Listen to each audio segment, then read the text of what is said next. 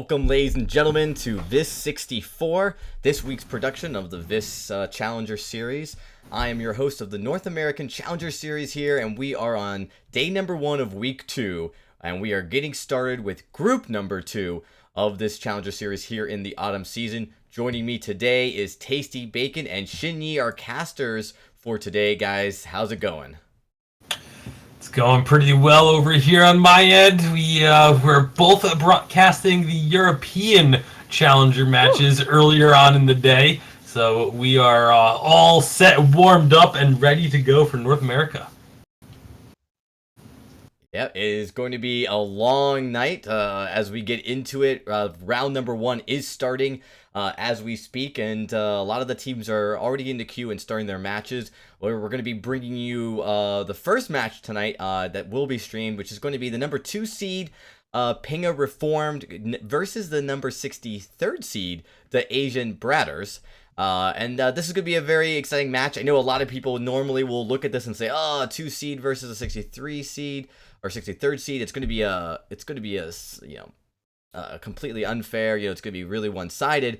But I'd like to actually mention that, there are a lot of competitive players that people may remember, and also a lot of players that people don't know that have risen up the ranks and have really started to show themselves. And this game specifically is going to be interesting only because there are some names actually on the 63rd seed that some people may remember if you've been in the competitive scene a long time, Tasty, and one of which is Victrix Mortalis.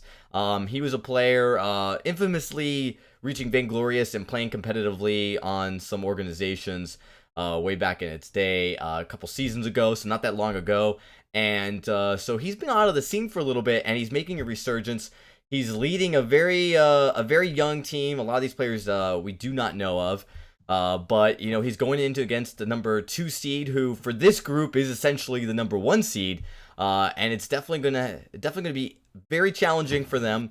But if Victrix Mortalis has any of the skills that he possessed several seasons ago, if they can do well in the draft, you have to imagine this. Maybe this could be closer than the 2 versus 63rd seed kind of presents us. So, Tasty, any thoughts when you look at this roster? Any names pop out at you that you really think will definitely be kind of the showcase and kind of the focal for tonight's matches?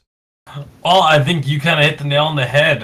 Victrix Mortalis is going to be one of the players we really have to keep our eyes on in this matchup. See if the rust has been shaken off or not. Because if Victrix shows up and is playing at the level that they had played at previously, then this could very well be a big upset alert. But if not, if that rust is still sort of there, then this could end up being our typical 1 versus 32, 2 versus 63 matchup. Absolutely. It's going to be interesting. I mean, we have seen from this roster, Stefan VG. He's been part of some of the top tier teams we've seen in Challengers from last season. Some other names, though, not as well known, like Godly Barrage coming in from Reformed. It's gonna be kind of like, okay, there's a lot of names, a lot of probably high elo players here. But when we look at, of course, the 63rd seed, there's some names with high elo as well. So it's really tough to put a finger on exactly how these teams play into each other. This is not as easy as like a Hammers Esports or TSM team going into a low seed where you kind of know the results.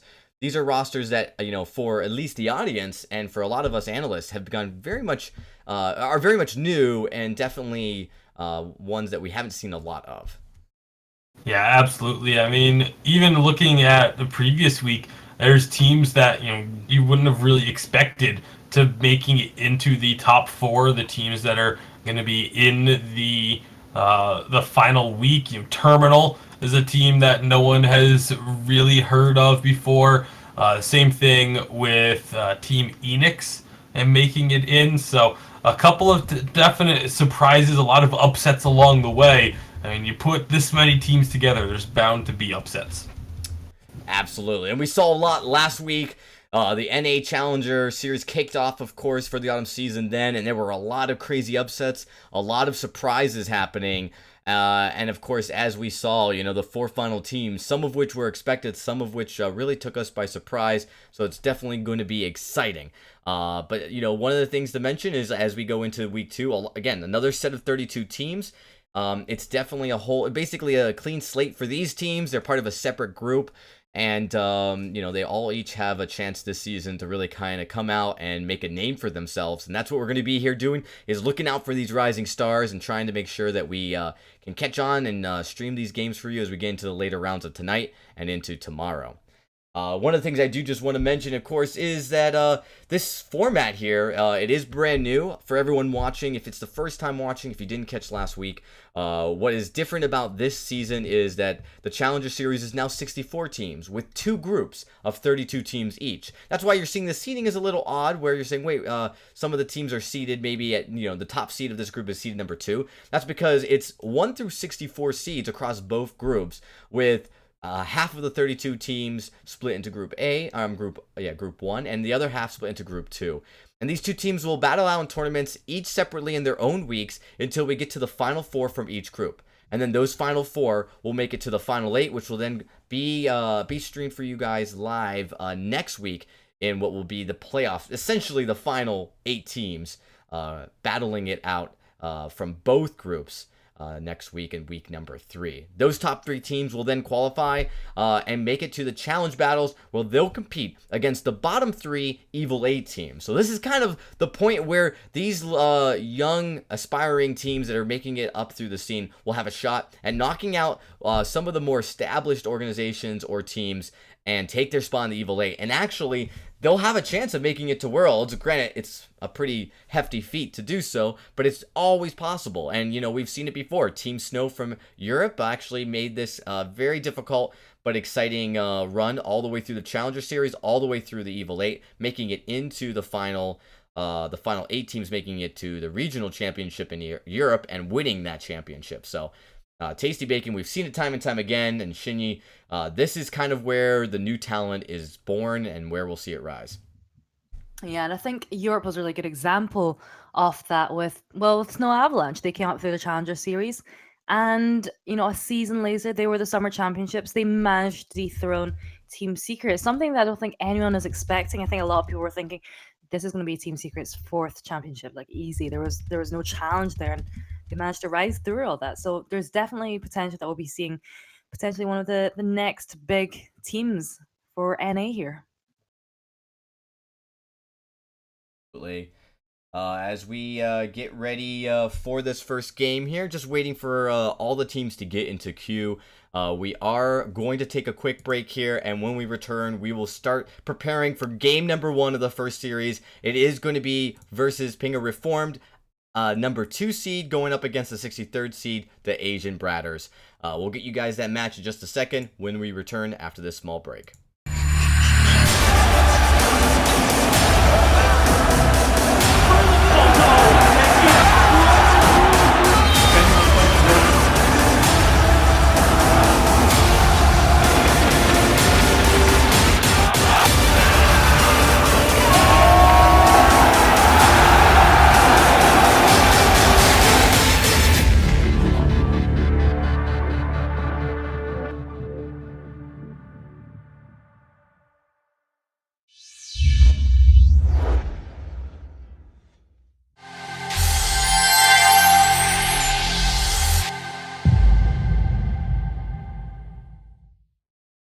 Ben, Sam, and Ken are on separate journeys to defeat the menacing Vile Dragon. But let's just say luck isn't on their side. If only there was a way for them to find each other and band together. Well, that's why there's Band. It's a mobile app that allows people to come together using common interests. With Band, you can find fellow gamers, chat, schedule gaming sessions, and conduct polls. Stage epic battles with friends while sharing videos and photos along the way. So try Band today. Band. Be together. They're saying you have to add them back. We are back here getting ready, and for game number 1, just a few seconds. Hey, Tasty, we're trying to get this all sorted out and get into the first game in just a few seconds. Actually, don't have any ad requests, so no one has added me at this time to get into game number 1. So we are waiting for the first match. Again, it's going to be against Reformed. This roster, we'll go over it real quick here for you guys. It's Stefan VG. It's VG Lance, but it's spelled with a 4 in place of the A. It's Mayo, I think it's Mayo K, and Godly Barrage, and it is Shrub 11234. And it's actually I can tell you the pronunciation of that one. It is Maokai. Maokai. All right, and that is from a different game. Thank you, Tasty Bacon, for that confirmation. Going in against the Asian brothers, now Asian Bratters, but it is Victrix Mortalis. It is I'm gonna butcher these pronunciations because they are quite. But we got QWERTY, and we got Legit YT, and we've got Reiji Ru 02. So we got definitely a pretty, I'd say, really young roster here. As I try to barrel my way through these pronunciations here, and so you guys in the chat can definitely light me up for that. But yeah, except for Stefan VG and Victrix Mortalis, a lot of these names are definitely new to the competitive scene, Tasty Bacon. Yeah, absolutely. I mean, with the Challenger being expanded to 64 teams total, we're definitely going to be seeing a lot more new teams. Even when it was 32, we would pretty consistently see brand new teams coming out. So a lot of new teams, a lot of new blood, a lot of new opportunities for these homegrown teams and organizations to try and make their name. Absolutely. And it's definitely going to be exciting because you never know, who these players are until they splash on the scene, do impressive things, and next thing you know, they're the top players in the world. So it's going to be very exciting to see. I'm still waiting on an invite as I have nothing. So I can't get this game started. They have to restart your client then, because they have they've said they've been trying to send you the friend request. So I will restart. Look. Nope. There's nothing. Let me just throw them the spelling and make sure that they've got My it guess is spelled it's not right. the spelling. That's my guess, as they probably didn't get that just right. But it is really, it's critical for a lot of these teams to come out strong. One of the big changes, of course, that is coming over from last season is that the first 2 rounds used to be best of ones.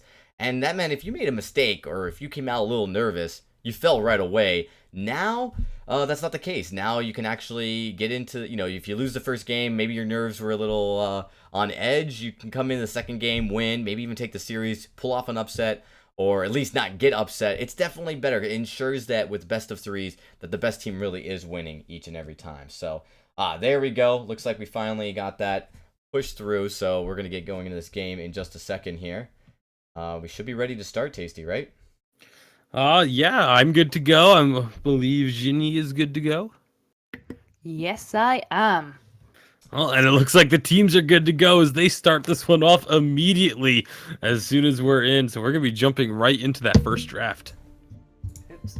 Sorry, just may have hit my tablet. That was what the noise was. Yes.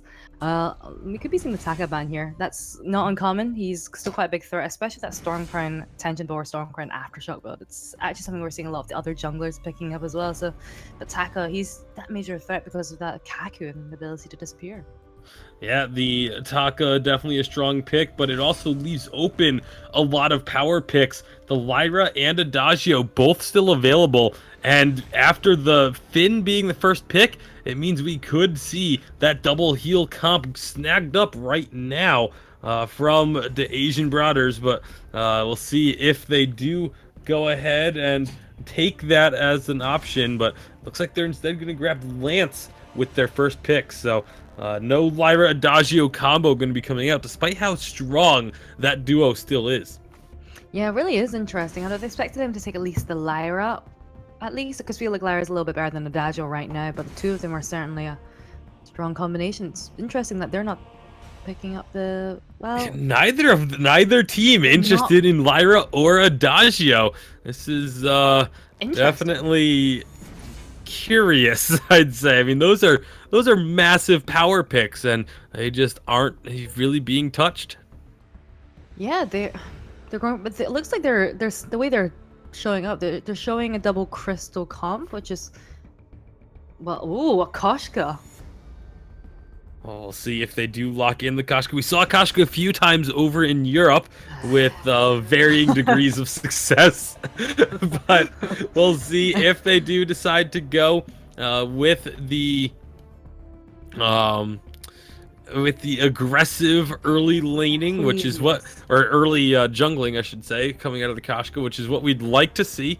It's what we would definitely hope to see, but it'll be interesting to see if QWERTY will end up playing as aggressively as we would like, especially against the Sky. This is a matchup that we did see in Europe that we were not terribly happy with, but the Koshka can do so well into a Sky. Yes. And it But we didn't see happen that, in Europe. did we? We didn't see that. We didn't see that set of Koshka. Yeah, well, I no, think, we didn't. Yeah, I mean, our reactions to Koshka is kind of like varying degrees of salt for us as well. But hopefully, what we'll be seeing is a very aggressive Koshka exerting her early game pressure to try and make the moves as a Koshka should and not run away from the Sky. Because, Koshka into Sky, like Taka into Sky, it's a perfect matchup for the Koshka, ideally. This is very interesting. The start here for the Asian brothers is they sent all 3 members to start the jungle camps, and now it's the Kestrel coming into the lane. So a little bit of a stranger start, getting a lot of damage. The attempt was to accelerate them, but they actually ended up clearing much slower, and it's Koshka getting caught out a bit. Now Lance is the one in trouble, and Victrix Mortalis will be giving up first blood. Will the Vigilante now be able to take down the Koshka as well, going up into the lane, but taking the shorter route, but the route that allowed Stefan to get some extra shots in as well. And just like that, it's 2 kills going over to Pinga Reformed. Yes, and I think part of the reason maybe that's why having the 3 people going into the jungle isn't that good idea, because Koshka wasn't that close to level 2, and I think if it was just her or even her and Lance, she would have reached the level 2, and I think in a position to be able to fight back the Sky. Fortunately, they should have had the advantage early game, but they don't have it anymore. Not only that, but with that start they did, I think the plan behind it was to make that clear really quick, get that extra damage in on the first couple of camps, but Koshka ended up clearing significantly slower than the Sky Finn did, and it completely backfired on them. I'm not sure if maybe that was just an idea they were trying, or if it's something that they've done in practice before and had it work, but it definitely did not work here against Pinga Reformed. So we'll see. It's not the worst situation in the world, as they are now getting some damage down onto the laners, but now here comes Vigilante looking to add some damage. That forward barrage is gonna find one, and it's now going to be turning their attention onto Victrix, but Victrix will be able to get to safety under the turret. However, Koshka jumping in aggressively will find the kill. That's that super aggressive Koshka that we want to see, and finds 1 kill, answering it back. So like I said, it's not the worst situation in the world to have given up those 2 kills early, but it's definitely not ideal, as they are down by about 1,000 gold already. Yeah, and I think part of the reason was Sky, she's been able to take a rotation off the Koshka, and Celeste and Finn actually have been doing a really good job of harassing Kestrel in the lane there. And it was really good that they were able to pick up the kill onto Sky like they did, thanks to the Koshka. But I feel like they're really getting caught by that quibble a lot. Something I think shouldn't be happening with a Kestrel and with a Kestrel there, with that range of hers. Yeah, not only that, but the movement speed of the Koshka should also be able to help you avoid those quibbles. But you can see it is a double crystal build coming out for the side of Pinga Reformed. So expect to see a lot of early shield being built by the Asian brothers. But right now they're jumping in and not getting the damage they were looking for. They do trade this 1-for-1, but it is still a 1-for-1 trade on a fight that they engaged. Yeah, and I think Lance went into that fight with quite low health already, so just by going to the impale, you're putting yourself in a vulnerable position. He went down. I think that was fairly obvious for us all to see there, but at least Koshka was able to pick up the kill onto the Celeste. And Koshka, she's going to do really well against Celeste and in Sky. for the early parts of the game, probably about the 10-15 minutes, she'll still be doing extraordinarily well. But after that, we're going to see her beginning to struggle.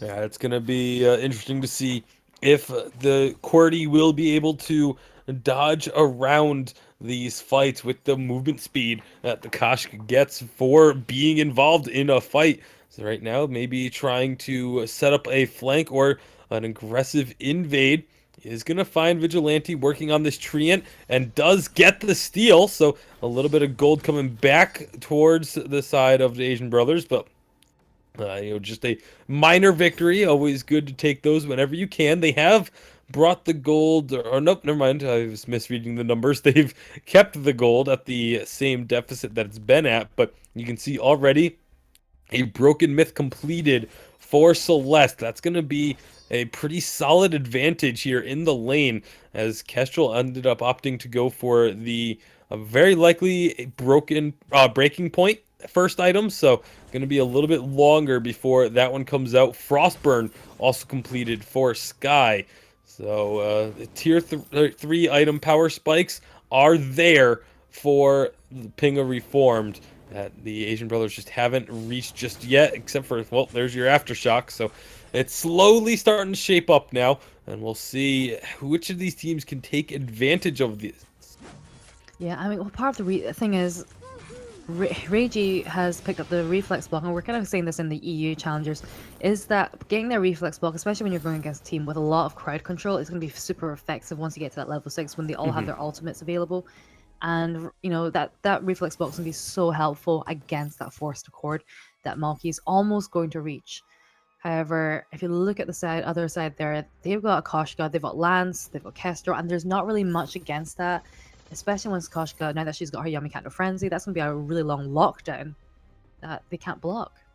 Yeah, no reflex blocks could be trouble for Pinga Reformed.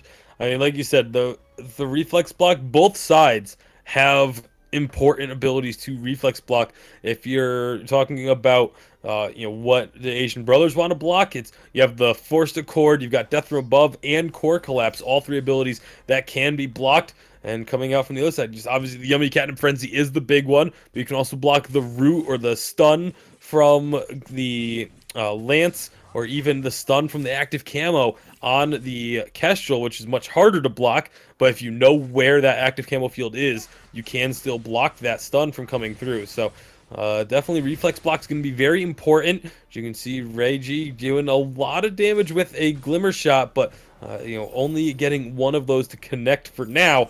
So it's definitely an advantage over towards Pinga Reformed. If they were to go for this fight, Reiji is already fairly low, and there's going to be Victrix trying to go in, is going to eat a good chunk of damage. They do hit up onto Stefan, though. Yummy Cat Frenzy comes through. Reiji is actually going to be able to survive on the backside of that. One shot, one kill comes through. It ends up hitting Maokai, but it's in 1-for-1 trade yet again for these two teams. I mean, the reflex block came out so late, but the Koshka, no, you could have been such a good position there. Oh no, and it's level 8 against level 6 here. I don't know if this is much of a fight, and probably just run away. Good choice. Yeah, gonna have to just run away. Thankfully, no Forced Accord available to pull the Kestrel on in, but definitely not the fight. Oh, Solar Storm gets the kill. The snipe from the base. Beautiful shot from Stefan VG, and well, that just turned that from being a fairly even trade into a fight that definitely went the way of Pinga Reformed. Yes, that Solar Storm was everything that they wanted. And looking at Victrix, he's got such an aggressive roam build there, going for the Sorrow Blade, I think, after the Fountain of Renewal. Sometimes we see them building that Storm Crown, sometimes we see them going for the Tension Bow as kind of that roam build that just likes to hit that little bit harder. Yeah, especially with the Lance, it's not terribly uncommon to see a little bit of offense put into the build. The roam Lance, roam Samuel, the kind of roams that you do end up seeing those offensive items picked up on.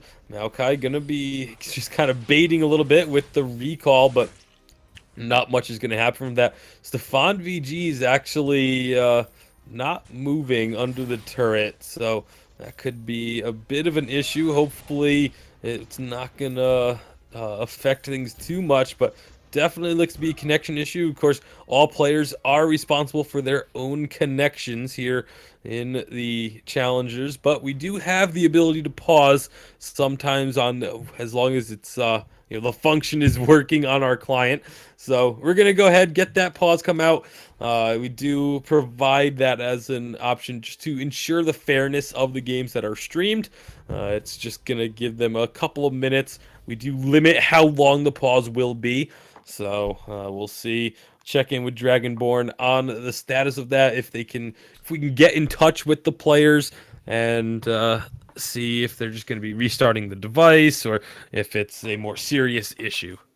Yeah, we're looking into that right now, everybody. Definitely trying to make sure each team has the ability to get into the game and play at their highest level. I think that Celeste there, if they just got to the late game, hopefully after they get through the technical issues aside, she's gonna do really well. The Celeste and the Finn together, whereas the Asian brothers, or is it Asian batters?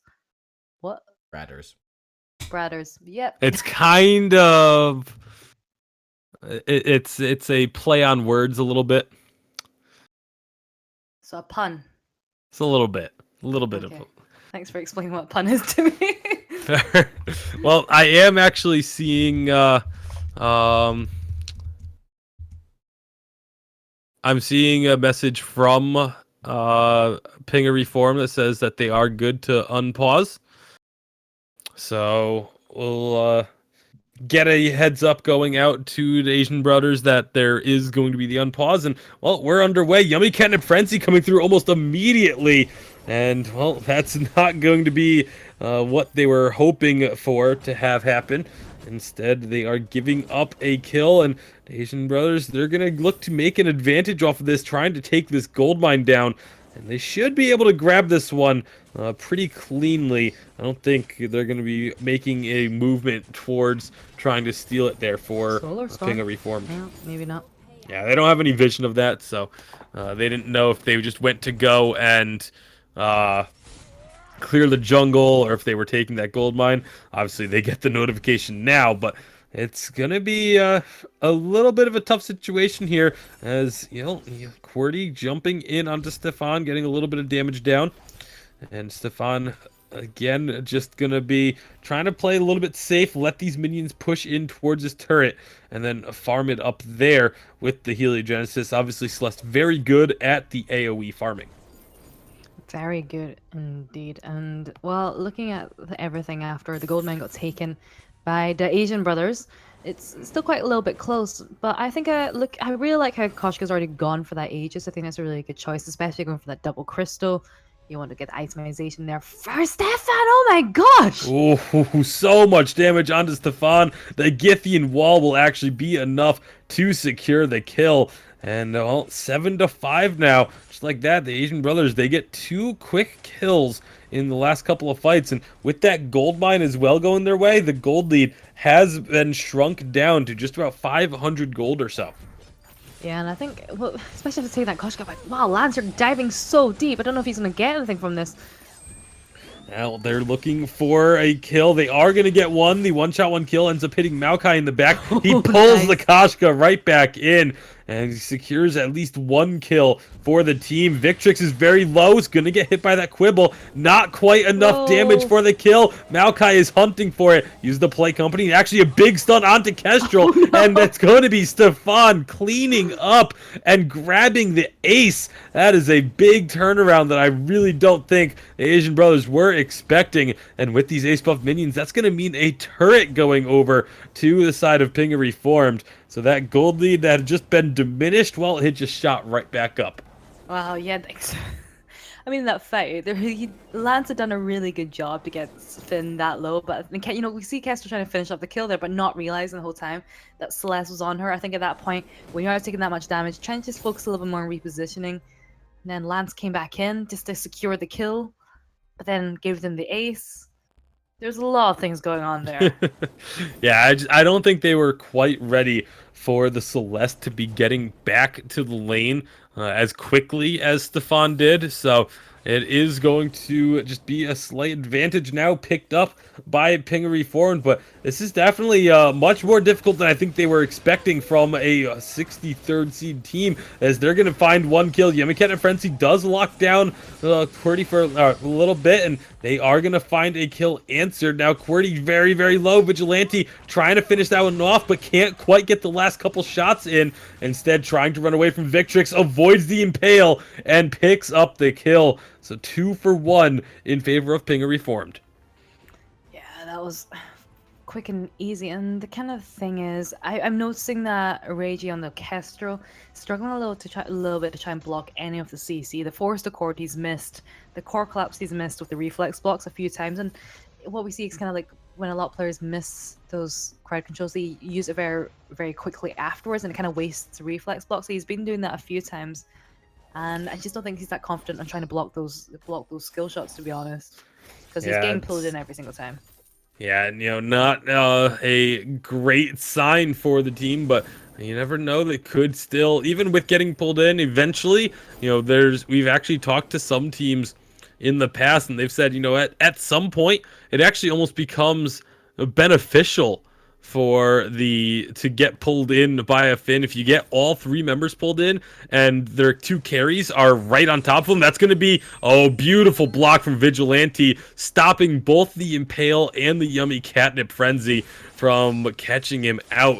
But now it's going to be Asian Brothers taking immediate advantage, saying, oh, you just had to back off. Well, we're going to immediately jump on this gold mine. But now Ping Reformed, they know that this is going on. Vigilante and Maokai are here. Will Stefan be joining them? Yes, he is. And, well, gold mine has been given up. Now, who's going to end up getting this one? Both teams fighting over it and fighting around it. It will go over to Ping Reformed, but now the Asian Brothers trying to jump in on it, but the death from above is just chunking through their health bar. Solar Storm drops QWERTY very, very low, and it's only Victrix getting out of this one alive. Should have the movement speed to avoid this or not. It's a death forward barrage is hitting him. A Surrey strike off the minions to try and get that last dash forward needed.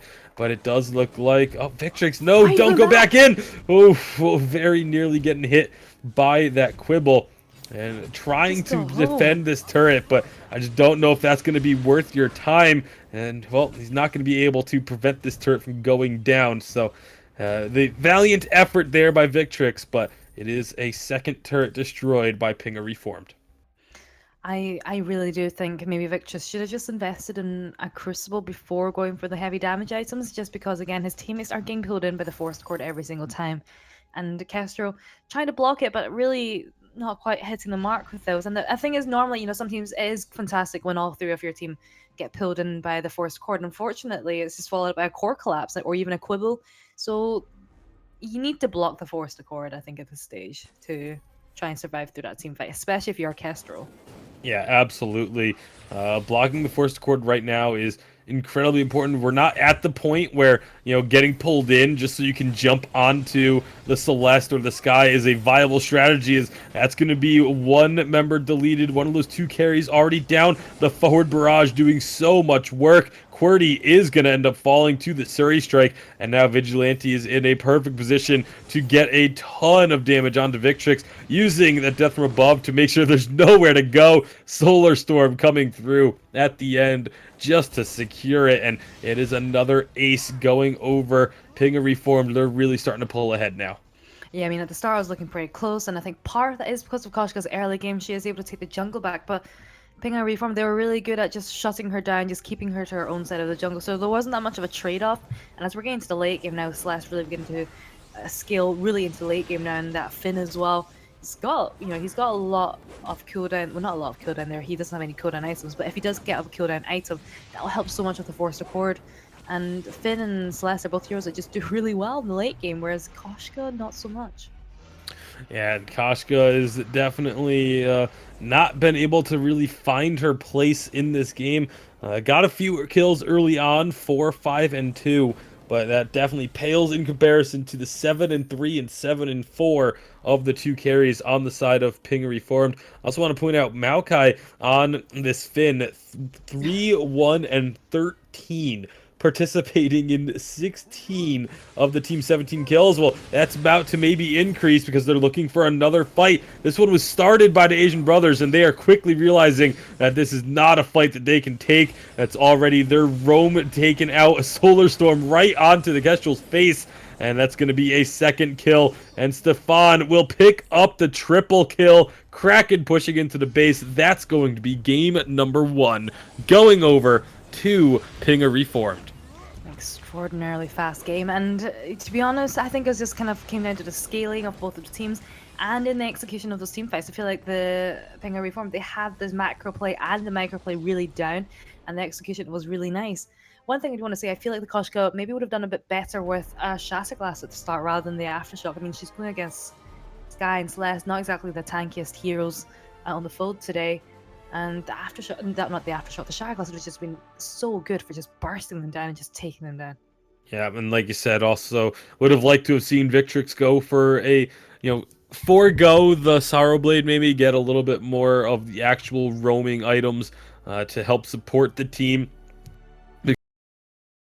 It almost becomes a double weapon comp, and you can see Maokai having a Atlas Pauldron, a metal jacket, and an additional tier 2 armor. They just could not touch that Finn.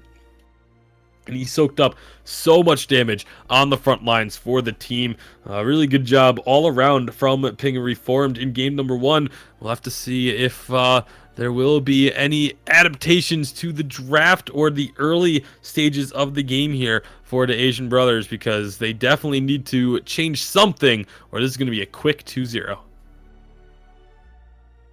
Yep, absolutely. Getting back here to the desk, looking at this, at these builds specifically, Shinyi, we did see the double CP come out, and win, but I feel like it's just the early game that CS on Celeste was so strong early that it was really hard for the Asian Bradders to kind of come back into that game, especially with Akashka that kind of starts to fall off. Yeah, and I feel like the Kestrel Celeste matchup in lane isn't one that you should be losing farm to. They should have been keeping relatively even, and actually it should be the Celeste that's finding it a little bit more difficult to farm in the early game, just because I think the way the skill shots are, it's just a little bit easier on the Kestrel in the early game, at least until the Celeste gets a little bit more crystal power.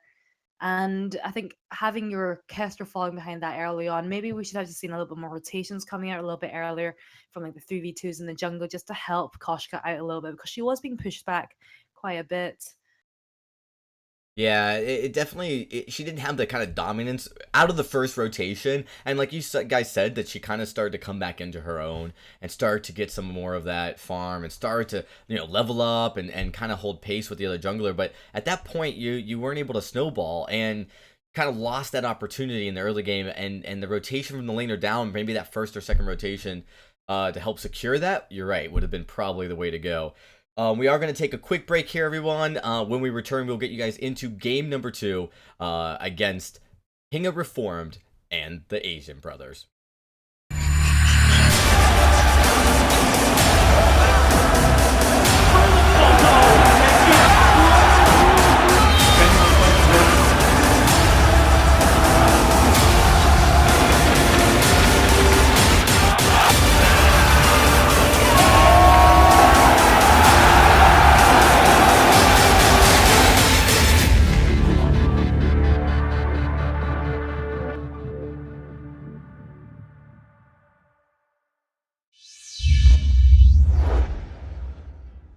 $14.99.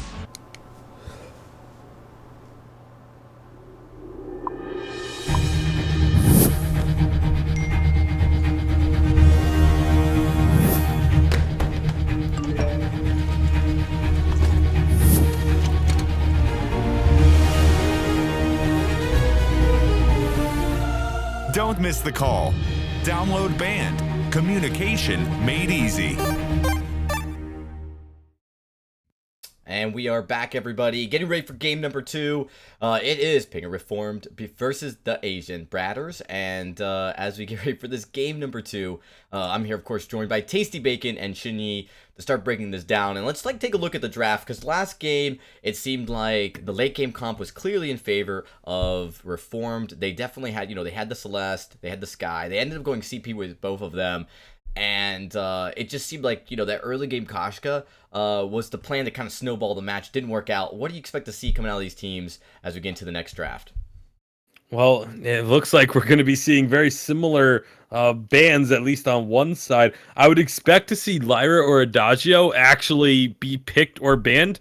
There is going to be the Lyra and an immediate Samuel pickup. So, well, that's definitely a little bit different. I'm still really surprised that last game, the Lyra and Adagio both got all the way through the draft and didn't get picked up at all. So we'll see if the Adagio gets grabbed here. I still think Adagio is one of the strongest characters in the game, even with some of his nerfs recently. But it looks like the Pinger Reformed, they really are big on the Celeste. Yeah, they are. I'm actually surprised nobody's picking up the Baron yet, because he is available, and I think he was available last game as well. Baron, Weapon Baron especially, he's one of the heroes we don't really get an opportunity to see at competitive play because he is banned out a lot. Surprised that we're not seeing it being picked up straight away. But nice counter pick with the Catherine. I mean, we really only even saw one Baron get played in Europe, and that was by the Viking. Jack the Viking, and he played incredibly well with it, but they are going to go with this Koshka yet again, hoping this time having the Catherine to add on to that double stun, and then the Samuel will be able to get them through that early game with a lead. What's going to be this final pick here for Pinger Reformed? They have the option to just go with the exact same composition. I say if it ain't broke, don't fix it, and that's exactly what they're going to do. Yeah, well, I'm glad they picked the Sky, because we were kind of hovering over the Sky and the caster, and I was like, well, you've already got Catherine that's countering Celeste. You wouldn't really want the Catherine to counter Celeste and do the caster, whereas go for the Sky who actually counters Catherine in return. So, glad they picked up the Sky. Yep, grabbing the Sky, like I said, if it ain't broke, don't fix it. It's the exact same composition they just won with.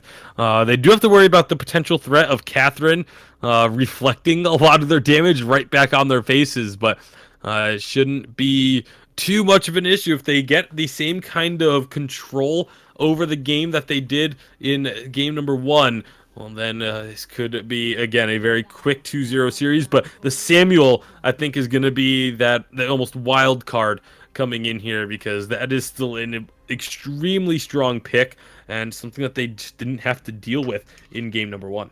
Well, also, they forgot to swap last time, so we had Victrix on roam. Now he's back into the lane, so maybe it'll be a little bit better. Yeah, moving him into the lane. Victrix definitely seemed to want to play as a carry, even while playing in the roam position, so likely going to be a little bit more comfortable here. But again, it's for Pinger Reformed. They get their first clear of the jungle a bit quicker than their opponents. They aren't going to go looking for the fight, though, which is rather surprising to me. I feel like, especially if you're Sky Finn, go looking for that fight on the Koshka Catherine, because you should have a big advantage there. Instead, they're going to go hunting up into the lane and see if they can find anything. But I think Victrix has an idea that something's up. Yeah, definitely something's up there. He's staying well back. And I'm surprised we didn't see the Catherine having a flare there just to make sure, so they can go into the shop. And instead of having to go all the way back home, but at least this keeps them safe from any invasions, at least. Yep, pretty smart decision, I think, to just avoid that fight from the side of the Asian brothers, because if they do go for that fight and lose out on it, again, Catherine is actually very, very weak at the level 1 fights, level 1 and 2 fights, so deciding not to go for it and just getting to shop. But now we might see a skirmish here, as both teams again going to be getting to the middle, but Pinger Reformed, they just don't really seem to be interested in any kind of skirmish right now. They really don't, and I feel like even though they have the Catherine who's with that Koshka, they can actually be making some moves, or even the jungle just stealing either the camp soy or in the lane, they can be really pushing Stefan back there and just forcing him to just retreat a little bit, well, just retreat but we're not seeing this. And well, Koshi is looking a little bit more invasive now, so that's the start. Well, they're going to try and get the steals, but Vigilante ends up taking it anyway. So it says, thanks for the leash. I'll be on my way. As no extra gold going to be going over to the Asian Brothers off of that invade attempt. So the gold, speaking of that, is still growing slightly in favor of Pinga Reformed. They do have a bit of a lead, largely thanks to just a small CS advantage on both lane and jungle. It is a very small lead, so it's not really going to be game-changing or game-deciding or anything like that. But if it continues to grow, really due to just outright farming better, because there hasn't been any fighting at all yet, then this is a pretty good sign for Pinga Reformed. Yeah. Oh, there you go, Catherine. Oh, she's gonna guess it. And does get a big stun in onto the Celeste, and Samuel able to find that kill. Maokai is going to be trying to hold this lane on his own. Needs to be careful because it is a 3-on-1, a big quibble, but it's not going to do enough to quell a 3 versus 1. And that is a second kill going over. Because he stalled it out enough, it means they are going to protect a lot of the damage on the turret. But for now, just going to be now coming back in with Vigilante. Big forward barrage. Gets a lot of damage out, but there's those rebounding shots coming off of Catherine. Is Vigilante going to chase this? This is going to be very risky because look at the damage coming out of Victrix. Everyone except Stefan is very low on health, but it doesn't look like anyone's going to be paying for this one. Koshka will get found. Is it going to recall? Does get canceled by Maokai. It's now Koshka versus a Finn, and Koshka is going to be able to run away from that one without any problems. So no 2 quick kills going over to the Asian Brothers, but not really much gained off of it. The gold kind of stays where it was at. Yeah, and it's it seems quite, quite real. We've got 2 kills picked up already at 4 minutes, but still quite passive, I'd feel.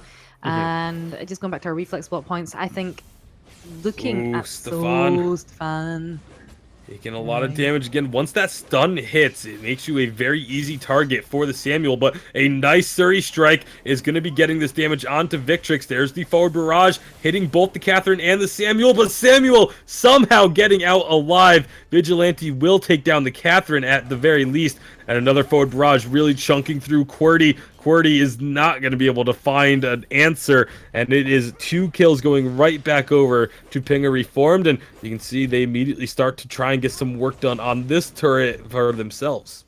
Well, they turn it around, and this is kind of what we saw in the last game. I mean, the Asian Brothers, they were staying kind of in the game, not like taking too much of advantage, but then Pinga Reformed just kind of turned it all around like about 10 minutes. This time we're seeing a little bit earlier, but Vigilante.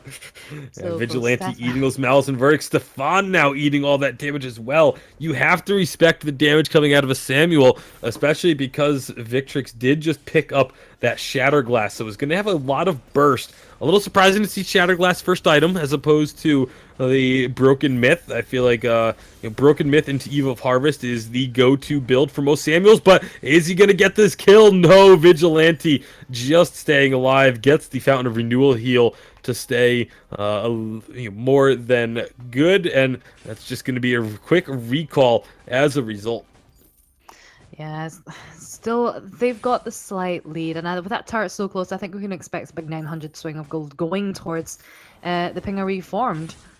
And was Stefan almost at level 6? I can't wait for those solar storms to be coming straight out, but we do have to respect the Blast Tremor and the Oblivion that'll be coming out later from the Asian Brothers. Yeah, well, you also have to respect the forward barrage, taking Catherine down to about half health. Again, going for this double crystal build. It's really both teams actually doing the double crystal, and they are gonna be having a essentially a fight of who can get the defense first. One thing I'm not sure, did we actually touch on the fact that the Catherine opted to grab one of the contract items? We didn't touch on that fact, and that's so unusual that we're seeing this, because I feel like contract, whilst I think in essence, the principle of the ideas is fantastic, just because they don't build into anything later on. I think a lot of rumors just find it doesn't actually offer that much utility if you balance the gold. Like, why spend 300 on contracts when you can spend 300 on an old cart where you can build it into a fountain later on? Yeah, well, I personally, I'm okay with the contract. Obviously, I feel like the contracts do need a little bit of love, just some number tweaking to make them a little bit more ideal to pick up. But for now, it's going to be the Forced Accord pulling in, but it's only going to be the Catherine that's really in any trouble off of this. There's the Fountain of Renewal getting thrown out to heal Victrix and Rege, or Regi, I don't. Catherine. We're gonna go ahead and just see the fight kind of be disengaged after the initial aggression. Yeah, I mean, well, before we're seeing the two kites, or the two fights, they were being quite aggressive, really going in for all those fights. We haven't seen a single ace so far this game, and now it looks like both teams are just kind of backing away from those team fights. And I think now that everybody has gone past the level 6 benchmark, it's time to see a little bit of aggression coming in, because Reiji, he's got the Blast Tremor, and then we've also got Oblivion, we've got the Yummy Cat and Friends. There's a lot of lockdown on the Asian brothers, and whereas you do also have a lot of lockdown on the Pinga Reformed, it'll be nice to see some committing. Yeah, it will be nice to see once these fights really start happening. Another turret does get destroyed, so that's the first turret of the game here, and it's in favor of the Asian brothers.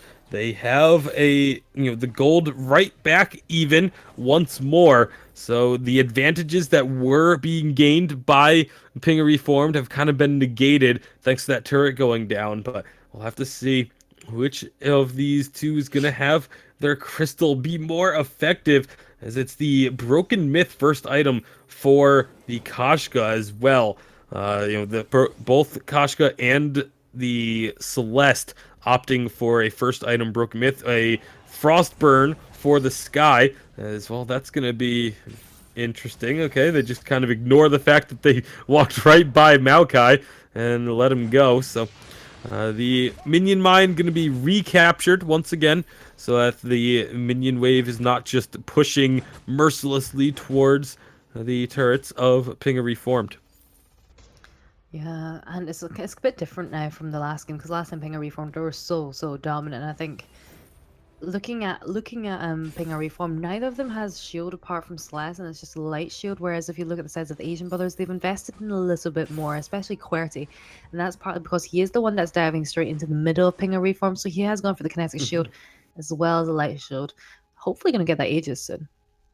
Yeah, there really isn't much in the way of defensive items on the side of Pinga Reformed, so definitely we'll have to see when those do start getting picked up. There's an Aegis now finished for QWERTY, so sacrificing a good bit of damage in order to have that survivability. But on Kashka, I think that's actually a pretty smart idea given this matchup, because it is a double crystal and because they're itemizing so heavily into those offensive items on the side of Pinga.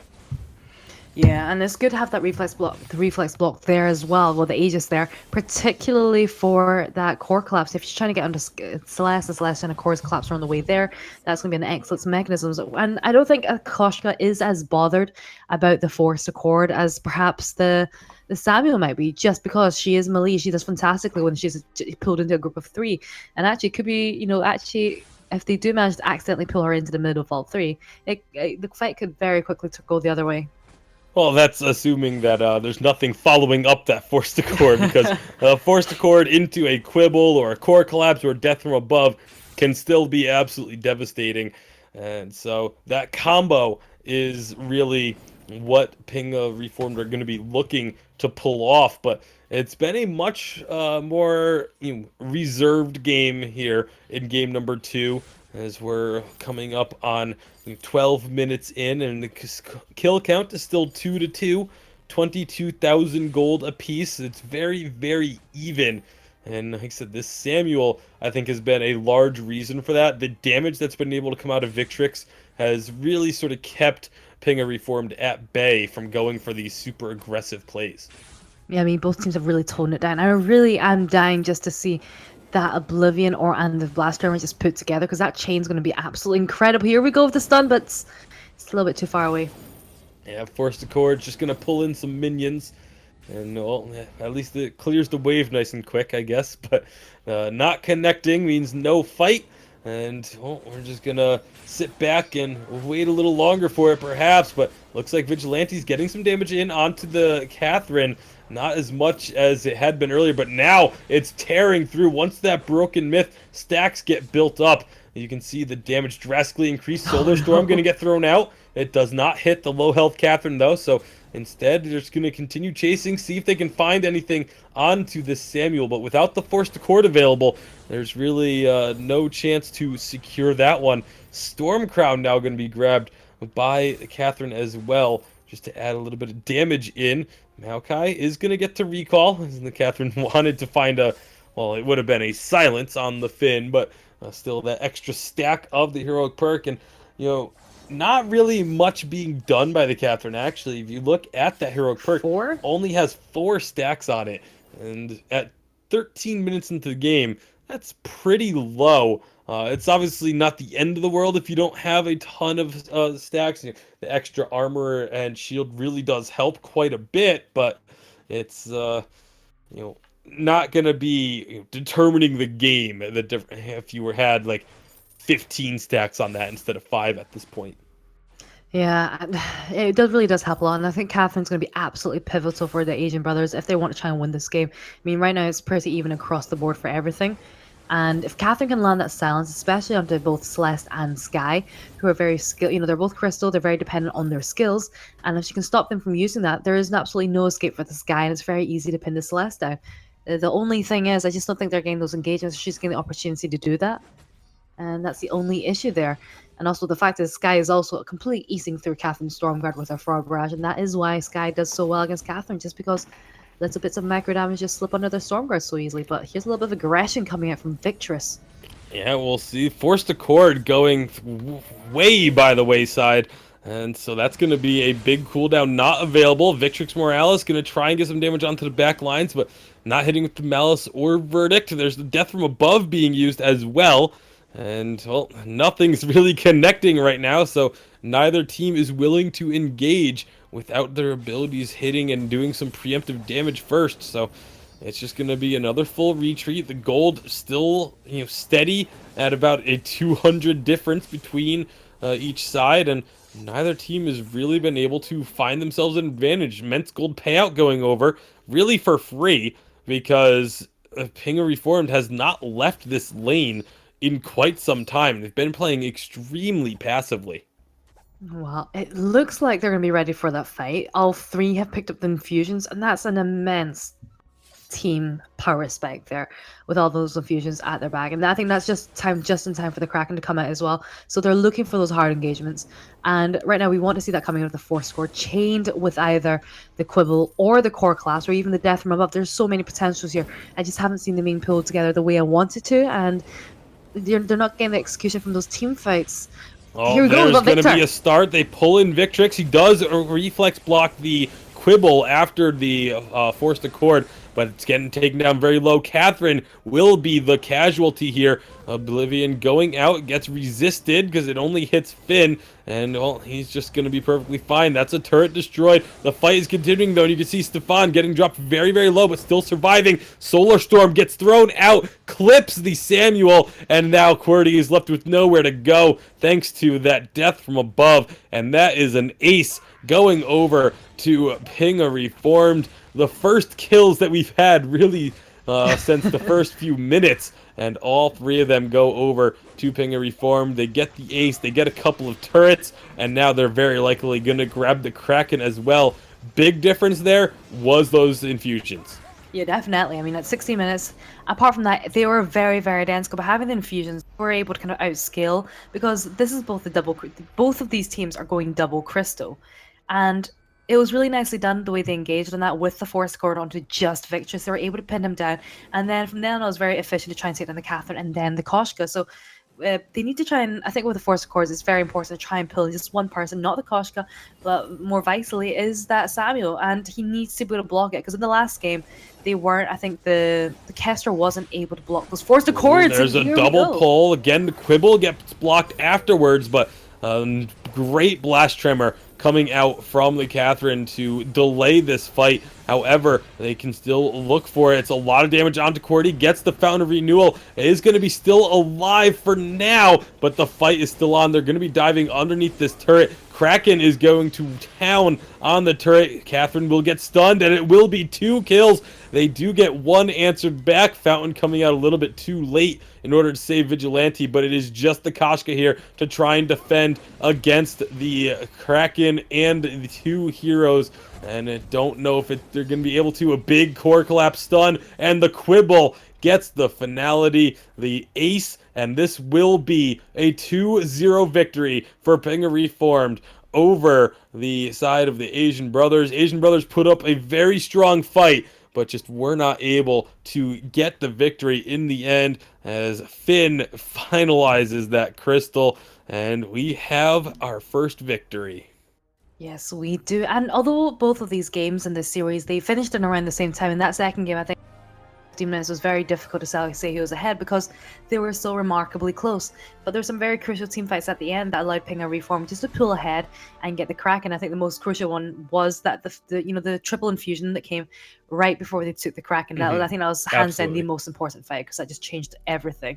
Well, I mean, that was essentially the game-winning fight. Yeah. I mean, it was the game was 2-2 for almost the entirety of it, and then they get that triple infusion.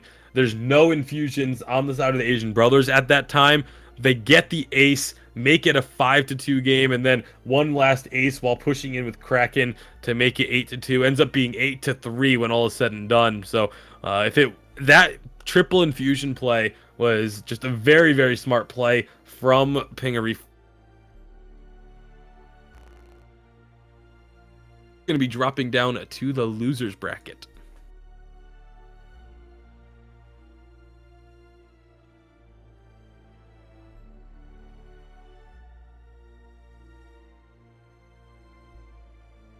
Well, everybody, thank you, Tasty Bacon and Shinyi, for that game, the breakdown analysis. It was interesting. And you know what? I think a lot of people were expecting it to be really one-sided. Ping Reformed. They did do a good job as far as closing out these games. Like, it seemed like when they were down a little bit, they were able to come back and definitely, especially when, like, at the 15-minute mark, right when Kraken was coming up, they seemed to be able to, like, get together and play very cohesively and catch Asian Brothers kind of out by surprise. So really great matchup for those guys. It was really awesome to watch. Tasty and Shinyi, a little bit of a technical issue I think with Tasty's mic there right at the end, so sorry about that.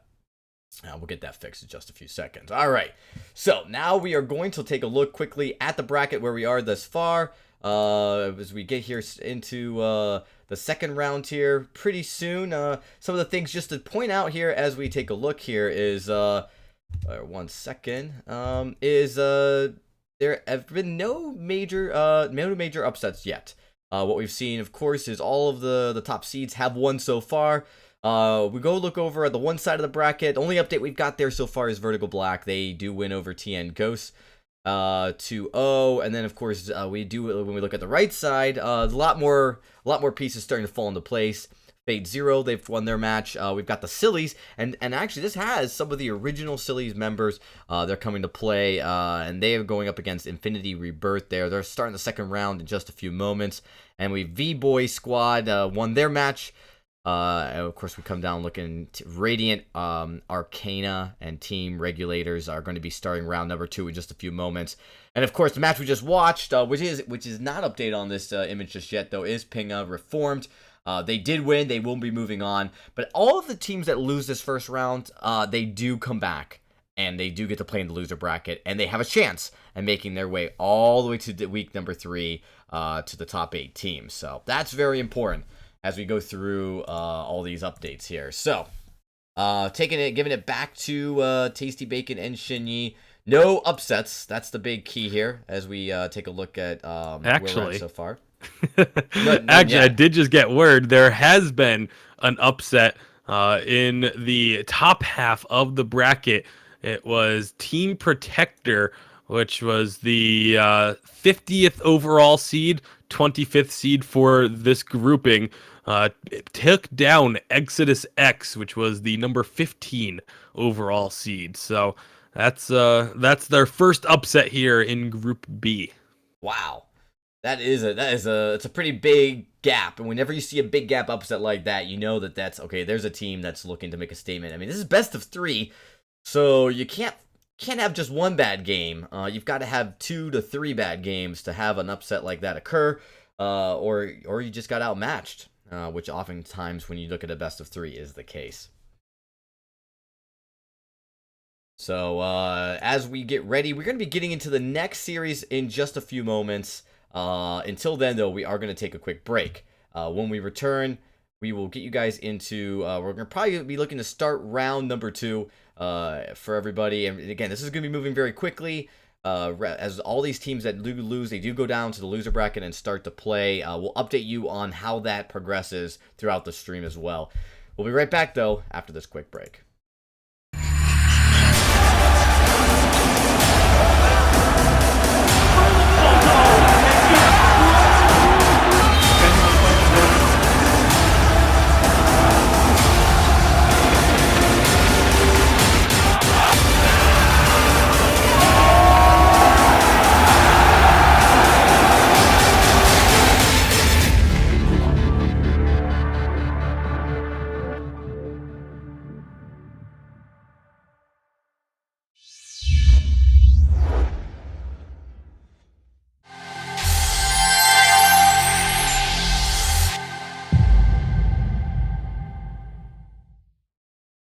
Ben, Sam, and Ken are on separate journeys to defeat the menacing Vile Dragon.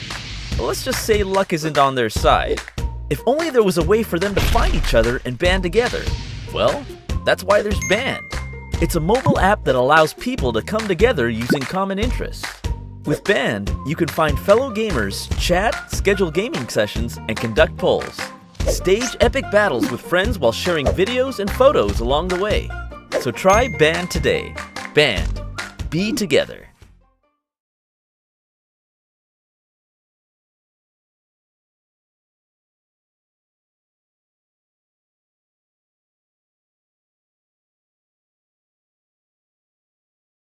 All right, we are back here getting ready for the next matchup.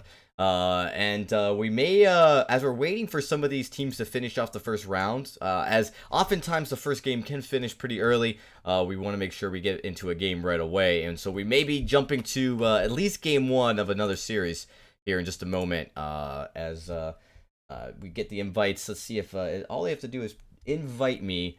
Tasty Bacon, do you have an update for me on those 2 teams if they're ready to play? I'm trying to get in contact with them right now. We'll see if we can, and we'll see. It's seeing if I can get in touch with them.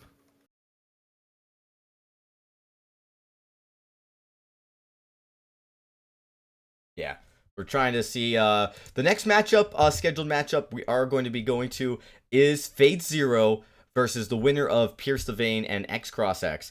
But as we wait for that matchup, if we've got another game that we can show you, we're definitely going to want to get you guys into that. So that's what we're waiting for right now. Just a few moments. Fate0, now that is a roster that is really interesting to talk about because it has probably a lot more recognizable faces than most people might realize. We don't take a look at that roster, and it is Joker, Illust, Echo, and Defiled V, but the Joker is Exhale, and he is a former LibX member. So slight name change as he comes into this new team under Fate0. Illust and Echo are absolutely known well in the community as fairly high elo players, and of course Exhale, he was on that infamous Liberation X team that won Autumn Season last year. So coming into Autumn Season again, it's been a long time. He's actually said on Twitter it's been some time since he's competed. So he's looking to get on, start off strong, but it's going to be new for him. It's going to be kind of like a new feeling starting on a new team. So we're going to be keeping a close eye on how he comes into this series. Let me just give a quick update as we get ready here. But so Tasty Bacon, looking at this, probably the most well-known roster in this group. Which is Fate0, coming into this round. So probably definitely, you know, like all eyes are on this team, like as they get into it. I mean, short of Art of the Throw, definitely some of the most recognizable names. Yeah, I mean, with Joker, Illust, and Eco Defiled, definitely a couple names that we have seen before. Especially Illust is one that I definitely remember. The others, not quite so much. I don't think I've seen Joker before. The name is familiar, but I just can't put Well, I can't put Joker. my finger on it. So that's Exhale. So Exhale changed Oh, his okay. name to That would be why I didn't Joker. recognize the name. Exactly. All right. So it looks like we're actually going to we're gonna go try to jump into it. We're gonna another game as we did have a pretty big upset coming in, and that of course was from let's go scroll down there. What was that team again? Tasty Bacon. Team Protector, right? Team Protector versus... Yeah, Protector and Anonymous Snipe are the two. All right. Yeah, so Protector and Anonymous Swipe. Protector coming in here. They have made a huge upset, so we are going to get into that match then in just a few seconds after they invite all the spectators they need.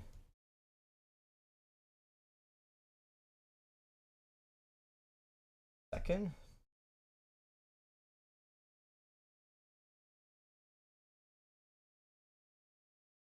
Shinyi, how you doing? Still hanging in there. Oh, I'm still hanging in here. It's only the first series of the day, so all doing well. Still doing well. Awesome. All right, so yeah, I mean, you guys had a long EU, and you know these first rounds are super intense. There's so many games that happen back to back, so we're definitely always excited to get you into those as fast as possible here. Oh, well, I've got word on another game that has finished that some of the viewers may be interested in hearing the results of, and it is Art of the Throw.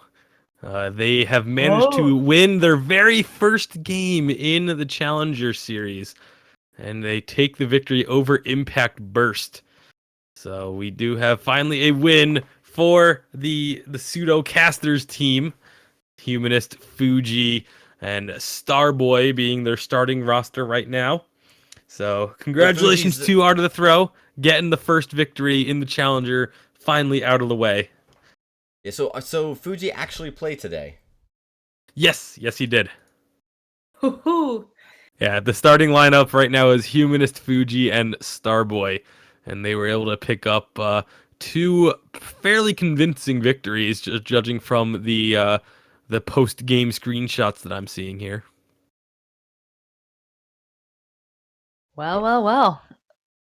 Fuji and Humanist. I'm not really sure about Starboy or his games, but having Fuji back in competitive play now, that's a big deal. That's a big deal. Or at least pseudo-competitive play with these guys. You never know how seriously they're actually taking the games, but they definitely went hard in day number one. Finally getting that victory out of the way, and see how far they can make it. Yeah, it'll be really exciting. You know, they were ranked 23rd going into the 42nd team, so they were on the upper seed. So that's not an upset just for everyone watching. But of course, they will be going into the winner of a 10 versus 55 seed. So we'll definitely see that in just a second. And looks like update 2, Vertigo Black does pull out a win, and they're moving on to the third round already. Well, that's pretty quick. Yeah, pulling in. Yeah, that's another organization that's been around for a long time, but been pretty quiet for the last couple of seasons, coming in, putting together a team for this Challenger season and the autumn season as well. So, we're waiting on just one more. Shinyi, please, your username, just type in the chat. I want to make sure I get the correct spelling. Sure thing.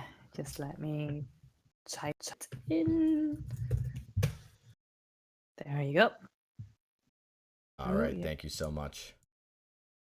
Okay, yeah, looks like they sent the invite. They're just waiting for you to accept.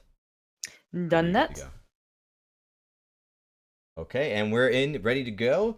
Let's get this started. So we're gonna actually take a break from the second round schedule to give you guys a game that I think is gonna be pretty exciting for everyone to watch. It is going to be Team Protector, who pulled out an upset here, and they will be moving on here to face actually it's Anonymous Snipe. So here we go.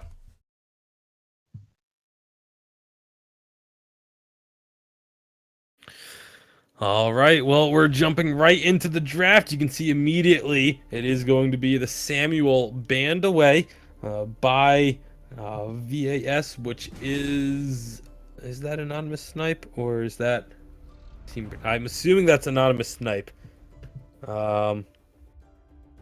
Yes, it is. Okay, so Anonymous Snipe is VAS and TDTP is Team Protectors. At least that's somewhat close to their name.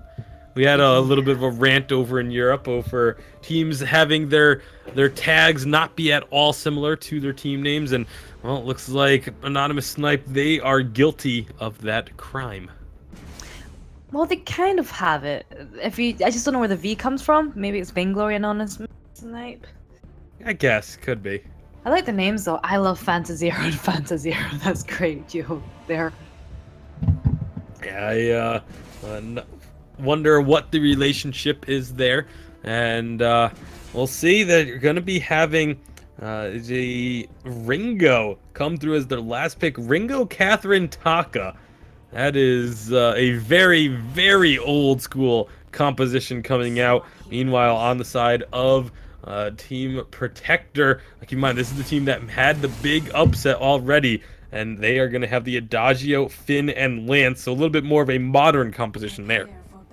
Definitely. And it's a little bit more surprising to see this much Catherine, because I feel like we just don't see that much Catherine anymore. And she's kind of like Fortress in that I feel that she's still good, still very relevant, but people don't respect how much she can do in those team fights. So it is good. I think she'll work really well into the Adagio, but maybe really not the Finn or the Lance, because if Finn is immune to all her stuns and silences, and then you've got Lance, who, if he overdrives his Githian wall, is also immune to debuffs, which, she's only really effective on the Adagio. Yeah, well, we'll have to see how the Catherine can do here. I definitely agree with you. I'm not sure if it's the right pick in this situation, but it's going to definitely be interesting to see just how it's going to play out. For now, Shades is going to be up against I Love Fantazero in the lane. So it is that carry Adagio and the carry Lance. And that's pretty much exactly what everyone expected after seeing the draft. And only a very quick clear being done by Team Protector, and a very unique clear being done by their opponents, actually starting forward in the jungle and then working their way back specifically to avoid that level 1 fight. Yeah, the thing is, Team Protector, they can see exactly where they're going, so hopefully Adagio, who has actually stepped back, preventing the gank, which is very important. Now, maybe we might be seeing the counter gank coming out from Team Protector there, especially with that impale going onto Ringo. Could make quite the hit. Yeah, we'll see what they can pull off. With the Adagio, though, you do have to worry about the fact that when you go for a kill on him, you really have to be all in. If you try and just do a poke and harassment, he's just going to use that Gift of Fire and heal himself right back up. So we'll have to watch. See, obviously, Ringo and Fantazero definitely capable of all-inning, but not if the Finn is going to be here babysitting. So I kind of actually expect it to be mostly the two roamers sitting up in the lane while the two junglers just sort of do their own thing and look for opportunities. Both of them very aggressive early junglers, and so we could be seeing the Taka and the Lance butt heads a few times in the jungle, but it seems like for now, every time that Protectors look to go to the shop, they actually rotate as a team and make it a full 3-man trip to the shop, which is a really good way to make sure you stay safe and don't give up any cheap kills in the process. But right now, Spiky Pika is in the lane, does recall though, so nothing doing there. And Trotro getting back into the lane to just continue babysitting for Shades. Yeah, it's good to see that Spiky Pika going for the Storm Crown, but he's going to find Lance in his journeys, and the Storm Crown's going to do a lot of damage.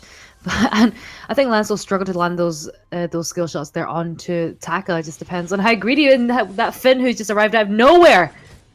Yeah, Finn rotating down from the lane allows the Githian wall to stun Taka into that wall, and that's a kill. Now it's going to be jungle getting stolen away by the Gallic as well. So very nice start here for Team Protector, and I mean they're looking quite strong. It's just 3 minutes in, but I really like the rotations they've been making and the movements that they've made throughout the map. The constant 3-man trips to the shop, Finn rotating down to help with that jungle skirmish, and it's looked pretty solid for them thus far. I mean, I really like the comp coming out from them. I think it's really strong from Team Protector. I really like the Adagio kind of backline and how you've got this Finn and this Lance, this incredibly tanky frontline who can do a really good job of peeling. And to be honest, the only person that can really dive is that Taka and that Catherine as well. And I'm wondering how well they can get through that barrier. I think Taka will really give Adagio a hard time though. So we're going to have to see how well they can shut him down in the early game, because if he gets that Storm Crown and that Aftershock as well, Adagio is going to have a really tough time regardless of how tanky his front line is. Yeah, now the build path for the Taka is a little bit interesting. You touched on it a little bit, going for that Storm Guard, but actually in the lane, Shade's getting some serious damage in onto Ringo. Fanta Zero trying to answer a little bit with the help of the minions, but now down in the jungle, it is the Gallic again finding Taka, stealing away that Treant. That's going to put him in a good position to just get this gold lead built up. But the Taka going for the Storm Guard banner first. We do often see in this Storm Crown is actually hold that thought. They're fighting again. Spiky Pika though is gonna get impaled, and Shades, I think he just got out of there on about 10 health or so. That was so close to being a kill going the other way. But again, these rotations from Protectors just happen to be just on time in order to save their teammate. Yeah, and Taka's he's really been caught out a lot by the Gallic there on the Lance, and you're kind of wondering, this Taka, he's got the abilities to dodge all those skills. He's not really trying to do that, and also maybe try sneaking into their jungle first, because we're seeing Lance going into their jungle regularly and denying Taka farm. And actually, 35 CS to Taka's 18, you can really begin to see it making a little bit more of an impact now at 5 minutes. Lance is doing a really good job there, and I've always found that Takas typically do quite well against Lances. Yeah, and again, the build path, going for the Storm Guard banner first. Oftentimes with the Tension Crown, it's the Tension Bow is the first item, but actually now that he has some cooldown, perhaps could be looking for an Aftershock, but the Gallic, he's going to be trying to find the Taka again, but he's finding the entire team this time. Everyone else is rotated down, though. Goldminer is getting involved and taking some swings at Chotro, but it doesn't seem to matter. Fanta Zero will be the first casualty of this. Can they get the Impale? No, it does not hit. I love Fanta Zero, and he will be able to actually return some damage onto the Gallic, but the Goldminer still being angry, still just taking a couple of swings, but finally will be resetting. We'll see if Spiky Pika can find anything jumping onto that Adagio. Like I said, does have some good damage when it comes to fighting Adagio specifically. And, well, it's just going to be more jungle stolen away by the Gallic. The Gallic finishing off a Sorrow Blade. That's actually the first tier 3 item in the jungle. You've got the Storm... Actually, never mind. The Storm Crown is already finished by Taka. I didn't even notice that one, but Spiky Pika trying to steal away the jungles, taking your advice, and going for the invade himself. He got one of those camps, he gets the second one, and thanks to that Kaku, he thought he'd be able to get out, but the Impale catches him, and the Gallic just puts him in the wall. Punished very much for that rotation, and that's one thing that I think the Lance is doing a really good job of. They've been having vision, they've been keeping an eye on running to, and there's actually very little escape. So Taka, he's got the Storm Crown, and one thing I do like about going for the Storm Guard banner early is that it does help with your jungle clears a little bit, because I feel Taka, I think he's quite strong in those team fights in the early game, but his jungle clear is not as strong. The Gallic gonna be getting punished for making this rotation. He does get a nice Githian wall stun, but it's still a 3-on-1 fight, so he's going to be going down. And again, this Taka has actually done a very good job of coming back into this one. Last time we checked, it was 30-something farm for Gallic and only 15 for Spiky Pika. It's now 34 to 43. So Spiky Pika has actually done a really good job of getting this a little bit evened up, and he's again stealing away these backs. It is going to be found by Shades, however. So Shade's going to be looking to get some damage in. I think Spiky Pika is just going to be trying to get out of here, but he's caught between a rock and a hard place using that X-Retsu and then the Kaku to get away. Very smart decision from the Taka. And, well, just like that, we've got ourselves a very close game again. 15.5 to 1600k gold. And Spiky Pika again dancing around and avoiding trouble, getting away from the Gallic. But now it's a full-on rotation. Is Spiky Pika gonna get caught? Gets hit by the Quibble, avoids the Impale, but gets pulled in. There's a Hellfire Brew getting thrown out as well. And it's Fanta0 looking to be perhaps the one to go down from all of this. So a very hectic and chaotic fight, but in the end, it is a kill for the Protectors. Yeah, and the thing is with the Taka, they're focusing a lot on trying to take down the Taka. That actually, when Taka was with Catherine, Taka was able to run away. Catherine can't, and that's why they're able to take her down so easily. When it does come a little bit more into the mid to late game, when they're going for those 3v3 fights, their main target should switch to Ringo and not the Taka, who's going to be a very slippery character, or the Catherine. And right now, Ringo's being very passive in those fights. He's not really participating, not really rotating into jungle. Team Protector, they have a really nice rotation coming out from them. I think much better than Anonymous Snipe right now, because we're just not seeing much lane rotation coming down from that Ringo at all, to be honest. Ooh, Spiky Pika is going to get spotted by that scout trap, and he's going to be taken down pretty low. Should be okay. Has plenty of... Never mind, he's walking into a trap as the Gallic is going to find him, but that's going to go the kill over to Shades. And they go ahead, grab this minion miner right back. A lot of damage being done to this turret, though, and I Love Fanta0 and Fanta0 are going to go ahead and get that turret destroyed. Forced Accord is available, but Trotro doesn't want to throw that out just yet. And, well, a turret going over means that this gold lead isn't going to be getting too out of hand. But after the gold miner was picked up earlier by Team Protectors, they do still have about 1,000 gold lead or so. Yeah, it's still not that much. And it's you know, they're the ones with the gold lead, even though they just lost the turret. And part of that, if you do look at the CES, it's really not that much different. I think it's just the main goal difference is just coming from all those kills that they're able to pick up. And they're really managing to catch Taka out, which I think is really impressive. And I said this before, Adagio and Lance, they do tend to struggle a little bit more against Takas. And they're doing a really good job. And a part of it does come down to the Finn and his Polite Company. Taka uses his Kaku, he just uses Polite Company and forces him out of it, which is working so well for them. And Taka did just finish up the Aftershock, so will be that Crystal Taka, going for a lot of burst on the engagement. Has, good for busting down tanks, as it does scale based on health. As you can see, that big damage going in, but it's a very spread out fight. The first casualty is Shades, and all of a sudden, the Anonymous Snipers, they've got themselves 2 kills, looking for a third onto Chotro, and they will take it. An ace for Anonymous Snipers, and they can make some serious damage off of this one because they have that minion wave right up on the turret. Weapon Ringo is going to do a lot to the turret. They should actually be able to take this one down, and the rest of the team working on that gold mine. So this is going to get that gold actually. Decent gold payout collected.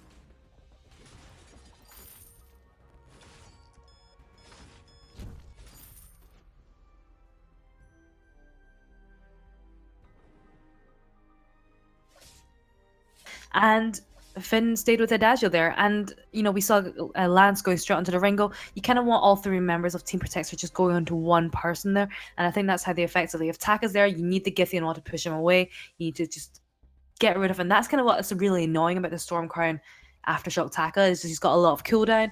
He can dive in and out of these fights so easily, and he deals an insane amount of damage, and it's very hard to counter this. And, Team Protectors didn't really do a whole lot of protecting in that last fight, when that's really what they need to be doing. Just keep Shades alive. Shades is going to output so much damage. He's going to get hit by that Hellfire Brew, just heals up immediately, but Spiky Pika is on the back lines, is not going to get hit by the Impale. This is a little bit of a better job of making sure to keep Shades alive. Fountain of Renewal is still available. It's going to have to be used coming out here now as the Gallic is getting dropped very low. Gallic will fall. And it feels like when they're getting engaged on, there's just no answer from Team Protectors. They're just constantly trying to run away. And there's just you saw there, they chased all the way back to this turret and were just constantly outputting damage, whereas Team Protectors on the retreat are not dealing damage while they're kiting. Yeah, that's true. And I think part of the reason is so Dazzler, he doesn't have any, so the aftershock from the attackers is going to go straight through him.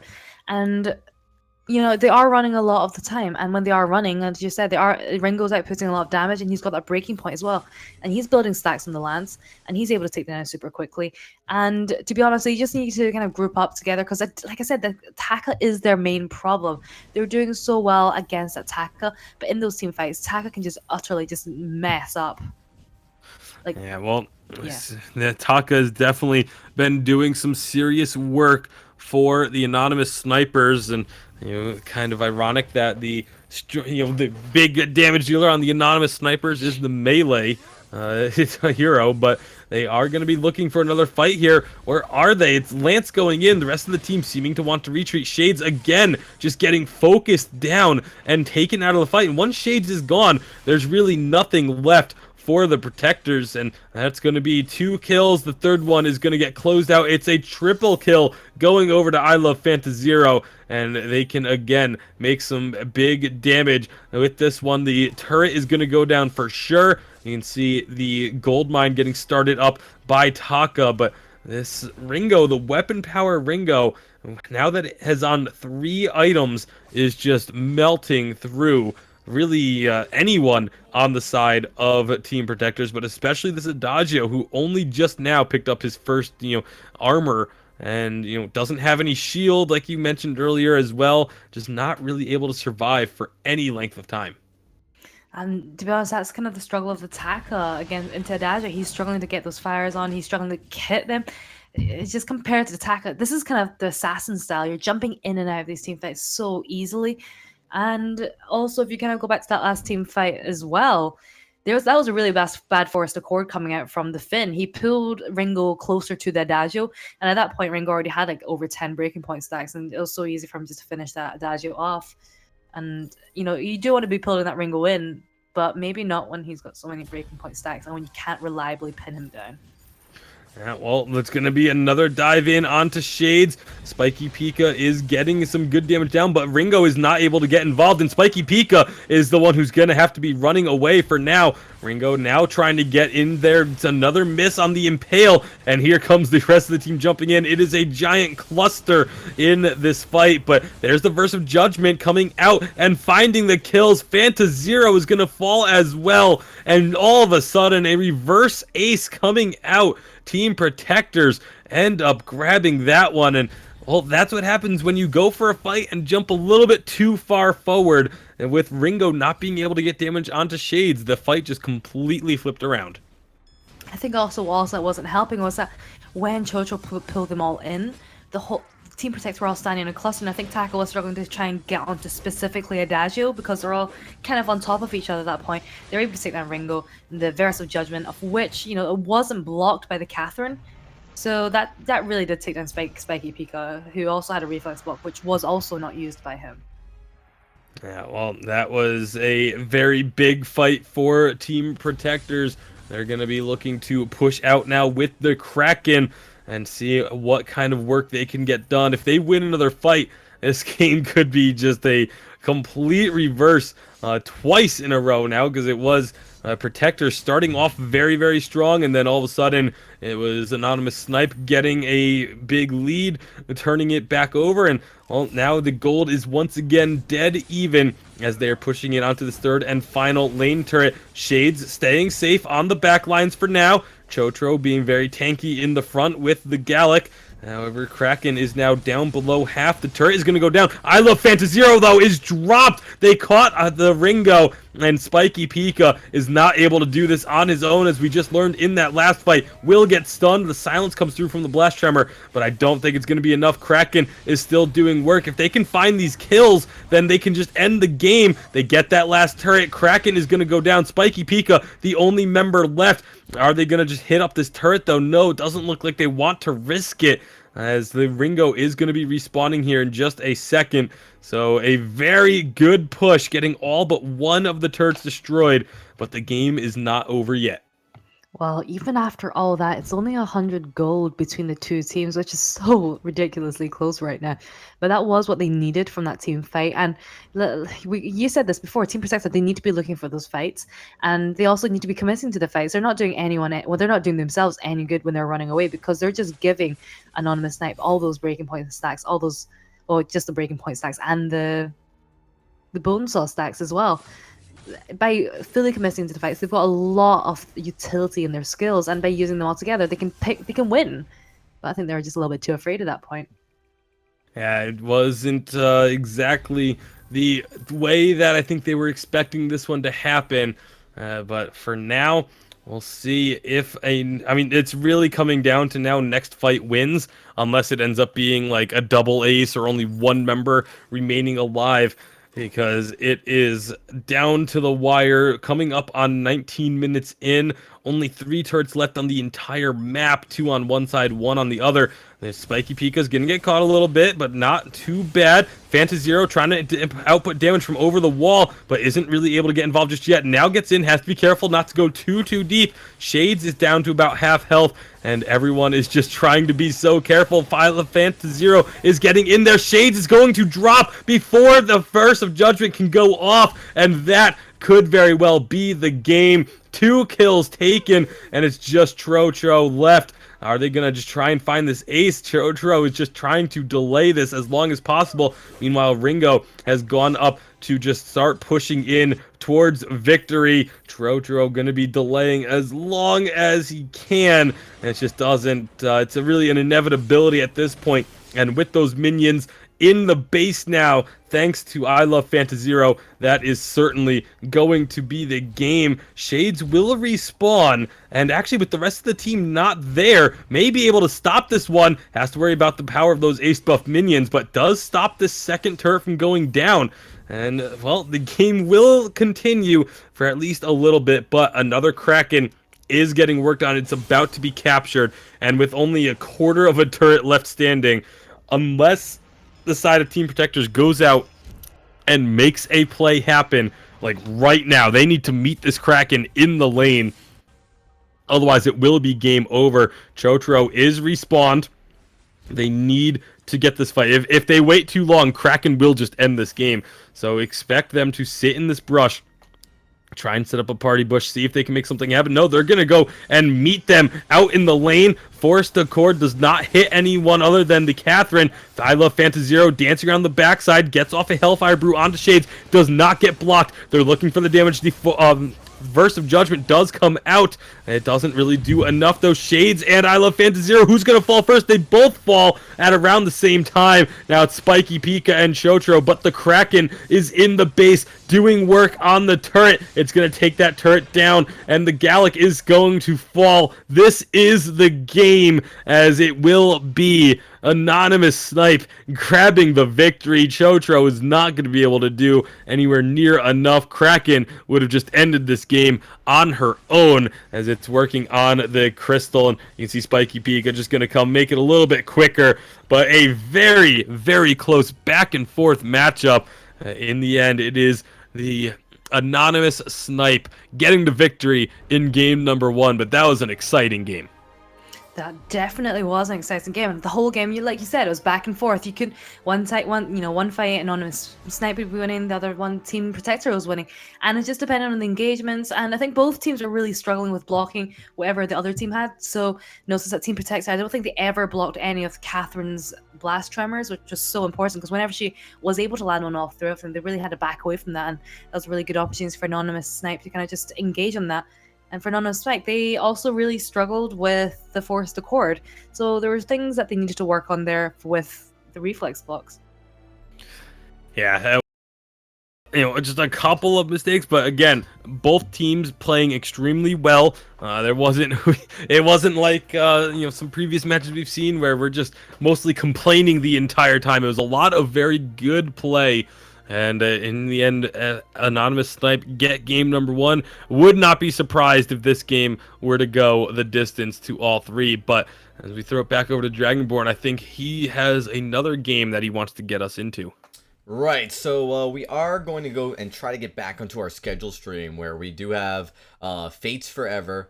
Sorry, Fate Zero. My apologies, Fate Zero, and they are going up right now against Pierce the Vain. So as soon as we can get into that matchup, we will. They have actually started game number 1. We're going to be jumping in at game number 2 of that best of 3 series with an update for you guys momentarily. So we'll be right back. We're going to take a quick break after this match, and then when we come back, we are going to get you guys into Fate Zero versus Pierce the Vain's game number 2.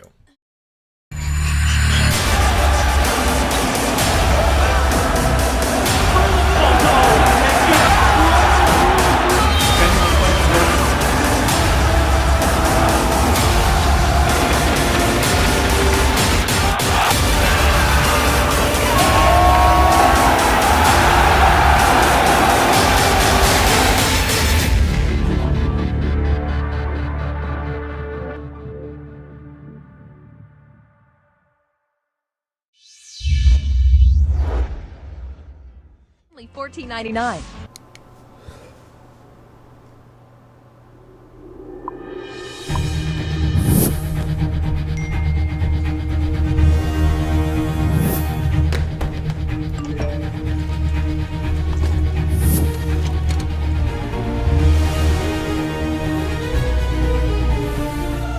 Don't miss the call.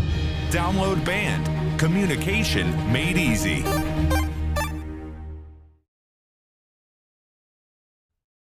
All right, we're back.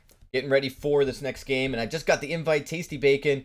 We're looking like we're just about ready to jump into this game, and what we are bringing you guys now is Fate Zero versus Pierce the Vain. So we got 3rd seed going up against the 30th seed. So it's going to be interesting. It's definitely going to be a pretty strong match for Fate Zero to come out and kind of come with a win. So let me just get that info into the chat here, and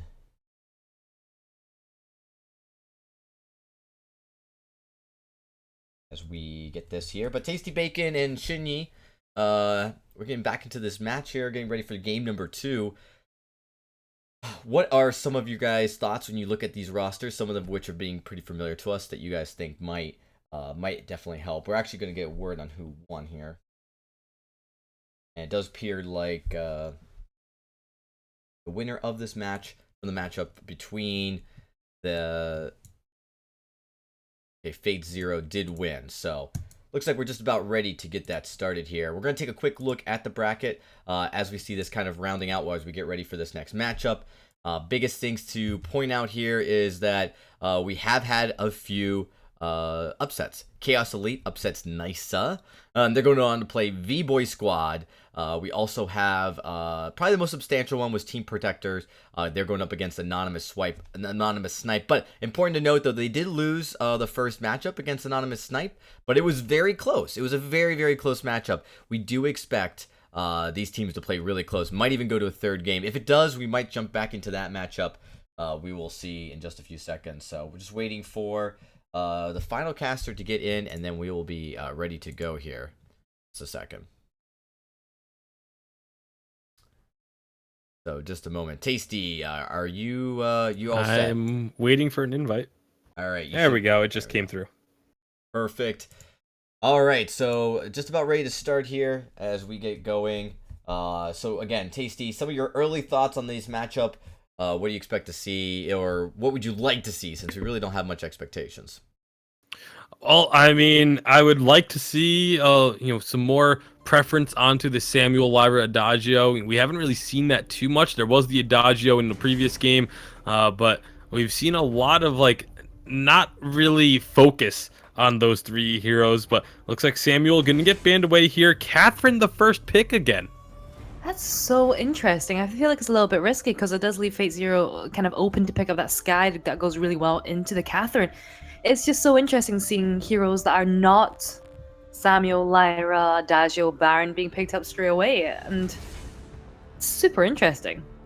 Yeah, it's very curious to see, but the Lyra and Celeste going to come out. We've seen this duo plenty of times cause some havoc on the Halcyon Fold, and it's definitely going to be a tough one, I think, just with the Catherine.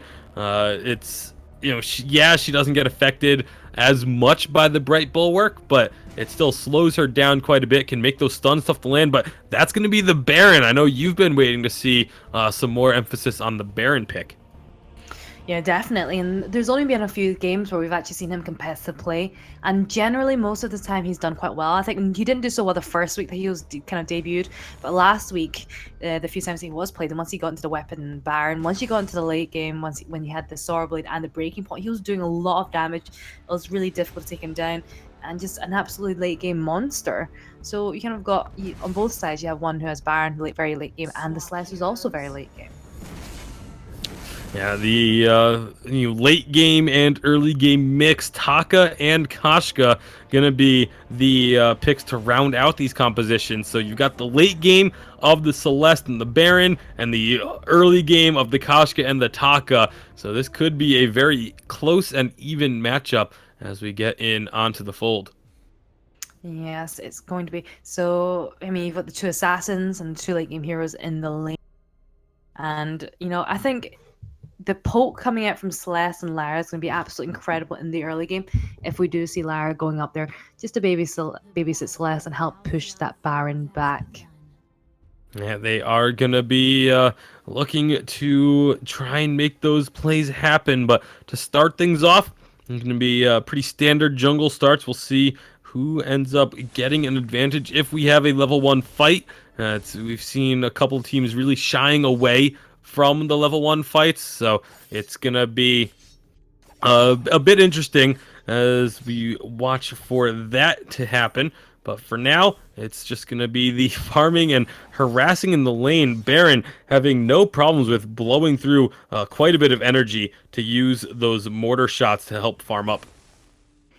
Yes, the thing is with I would definitely not be. I mean, if I was Zero, I'll be looking for that fight just because of that Lara that they've got heal. That's going to be really effective and definitely going to give them a leg up in those team fights. So I agree with what they're doing. I like the rotation coming in from Celeste just to see if they're going to be looking for any fights. Oh, there we go with the Merciless Pursuit.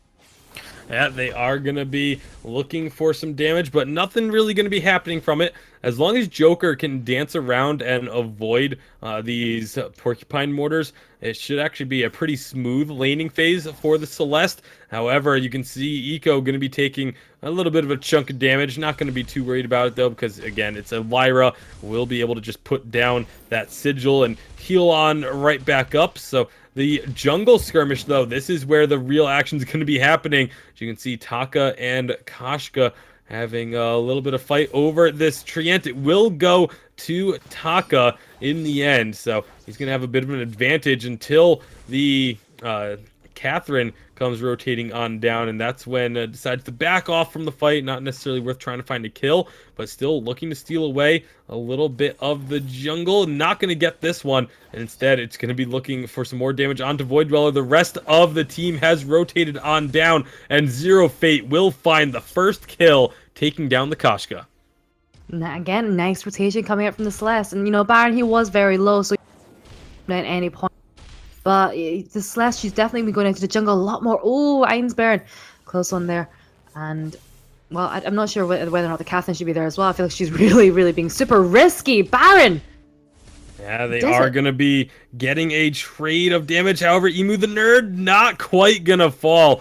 That last shot from Eco is not going to be enough. But again, in the jungle, the Taka and Kashka going to be finding and duking it out once again. Plenty of move speed, plenty of damage in this trade. But Taka's going to get the healing from the Lyra Sigil. And that's going to be a sign for Void Dweller to get on out of there. It's not worth trying to grab that one camp if it's going to cost you your life.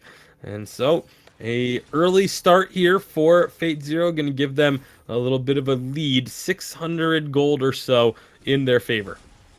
Yeah, Taka's doing a really good job being super aggressive. It's going for attention both first there, and I think once he gets attention, that'll be a nice power spike there for Fate Zero. And we're seeing Celeste going for a very, they kind of triple crystal bits at the very start there. Kind of pretty standard there for a Celeste, to be honest. But here we go again, Taka way in the middle of everything. Yeah, Illus just being hyper aggressive. It's not always working out for him, but it is at least causing some havoc, causing a little bit of chaos making the enemy team have to respond to what he's doing. And it's thus far, overall, has been working. Has that kill, has a very minor gold lead, but it's also forcing Baron to have to not be focusing on the lane quite as much as would probably like to. Einsburn falling a little bit behind in the farm to Joker. So it's a good start as a whole. Not the ideal start, as you would obviously like to have a pretty solid lead built up by the 4-minute mark, but it's still a lead nonetheless. Yeah, well, it is a good lead, and the Celeste, Exile, Joker, now renamed Joker, but this is Exile from Liberation X, the winning team from Autumn Championships from last year. So got a lot of experience there. Haven't seen him competitive play in a while, but Joker is, well, really targeted here. Yeah, going to be taking a lot of damage with that dive under the turret. Will find the kill. The turret not quite going to finish the job. Void Dweller will get out of here alive, is going to start the recall, and is going to be able to get out of there. Great job by the Koshka of just understanding the limits, getting in, getting the kill, and getting out. That's what Koshka's like. Sorry, I'm just beginning to stumble now. That's what Koshka's like. That's what Taka should be like as well. Those classic assassins jumping in and out there. Joker's going to have a really tough time against her, particularly in the start. So that's that is to be expected at this stage of the game. But once he gets to the late game, once we do see Joker gain that reflex block, which he's already on the way to getting, then that's a really good head start, especially because Koshka will be reaching that level 6 soon, and we'll have that lockdown. Yeah, you, the nerd, going to be finding the stun onto Illust. Illust is going to be trying to get out of here and should be able to. Yeah, Void Dweller isn't going to go chasing that one, knowing that the rest of the team was likely right around the corner. Some good vision being put down. You see Echo is going to actually spot out that scout trap and will collapse it. So, again, pretty even start. We've been seeing a lot of very even starts in the Challenger this week. I think a lot of teams just kind of playing it a little bit more carefully in the early goings, kind of feeling out their opponents, getting an idea of what's going on. But you can see Koshka not playing it too carefully there, jumping on in, finding another kill. Void Dweller is just on a roll. Now going to be turning on to Joker, gets the heal from the Fountain of Renewal, and a second kill going over. Void Dweller is really starting to come into his own with this Koshka pick. Yeah, and Joker just went a little bit too far with chasing them down, 1v2, even if Koshka and Catherine are low. You don't know if Catherine had used the fountain or not. She had saved it in that instance, and with the lockdown that the Catherine had, and knowing that Koshka does have that burst damage, I think it just wasn't a good idea to be chasing at that instance there, and did pay off for the life. But they still do have a very slight gold lead. Yeah, and right now the tankiness of that Catherine is kind of really starting to help out Illust. Again, looking to be aggressive in the jungle, but they're not going to find much as Koshka secures that double camp. And they are going to be just really, again, trying to find that opening, trying to find opportunities to get extra gold in their pocket, try and get a gold lead, try and, just get control over this game. But thus far, the side of... I just completely drew a blank on Pierce the Vein has been doing a really good job of kind of rebuffing them at every step. The thing is, the Baron, he has a weak game, but Koshka and Catherine have been doing such a good job of just being very much in Zero's face that it has kind of made them forget about Baron, made them forget about trying to shut him down as much, and they're a little bit more focused on trying to take the Koshka down instead. Look at her jumping in again every single time, so aggressive. Yeah, and I mean, this is game 2 of this best of 3. Fate Zero did win game number 1, so maybe from the side of Pierce the Vein, if they're playing game 2 this close, I can only assume game 1 was also a very even matchup. Either that, or they have just really stepped up their game here for game number 2. But Void Dweller, like I said, is doing really well on this Koshka thus far. It'll be interesting to see if he can keep it up. But right now, Einsburn is eating a lot of damage and is going to get caught and will go down. Yeah, that's the thing. If you can jump onto him, especially with Taka, he's got the tension, but I'm not sure if he's going for the Storm Crown or the Aftershock yet. he's got the chronograph which builds into both, so we'll have to see. But he's got a lot of burst, and especially if you can get the Lyra, to use our arcane passage to get the bulwark down on him, he can't escape using his jump disc. And then on, it's quite easy to focus him down. Well, there's your answer. It is the Storm Crown completed for Illust. So it is the Tension Crown build. We'll see why. My question is, what item does he go into next? This is where the build paths really heavily differentiate. And we see some Taka players go for the Fountain of Renewal and run double Fountain. Some of them go straight into an Aegis. Some actually opt for an Atlas Pauldron. I would actually really like to see the second Fountain come out, because then this team would just have so much healing between Lyra with the Sigil and a Fountain, and then an additional Fountain on Taka. They would be able to survive for so long, but if they get burst damage like that, they may not even need that extra survivability. That's going to be a kill and a turret going over to Fate Zero, and now maybe even more as they look to get damage onto Emu the Nerd and Void Dweller. May have been a mistake to try and come up and contest, but Illust jumping in, gonna get hit by the Blast Tremor, gets hit by the Yummy Cat and Frenzy as well, but the healing is coming out. Not gonna be enough though. Void Dweller does answer 1 kill back, but with that turret going down, a 3,000 gold lead has now emerged for Fate Zero. I mean, you could see Joker there when Illust was even Kyle, like, should I go in and help? But he knew he had no energy, so there, and if he went out, he would have just probably given up a life and it would have been a 2-for-1 trade instead. So that was a good choice for him to pull back, and getting the turret there, getting the gold mine, is giving them a nice gold lead, about 3k or 2.6k ahead. And they kind of need to just keep maintaining that, just drawing it ahead. And their main focus is just taking down Einsburn, and they're doing a really good job of it. Oh, close one. That was so close to getting that portal into the Bright Bulwark and stopping the jump jet out. But for Einsburn, thankfully did get that jump jet away and was able to get out to safety. But that's going to be one of the big problems for Einsburn, is no defensive items built up yet. He's going to be very squishy, very priority target as well. You can see they're immediately going in onto this. Joker is still alive. The ultimate comes down, but it doesn't get a kill. Solar Storm will chunk through Void Dweller as well, but it looks like they're just going to leave Illust to try and get the Kashka. He will find that shutdown. Now the other two members are trying to chase down this Catherine. Catherine does have quite a bit of mobility with that Merciless Pursuit and the boots. The Merciless Pursuit can get used again, but Joker gets the stun over the wall, and that's going to be the kill. Gets stolen by Eco at the end, but I don't think Joker's going to mind too much. It doesn't really matter who gets the kill. It's just as long as the kill comes through. However, a good job by Emu the Nerd to stay alive long enough to avoid the ace. Yeah, it was a good job that they didn't get the ace, because I think they could have, Zero are in a really good position to try and take the gold mine had they gotten the ace. But because they didn't, they're in a bit of a risky position because Joker is quite low energy, even though they are full health, not in a good position to try and go for any kind of big risks like that, and just focus on clearing the wave and then maybe going home and spending some of the money. Yeah, and now one thing I do want to point out is the vision game right now. A lot of vision actually down by both sides in very good spots too. So really both team is going to have a good idea of where their opponents are.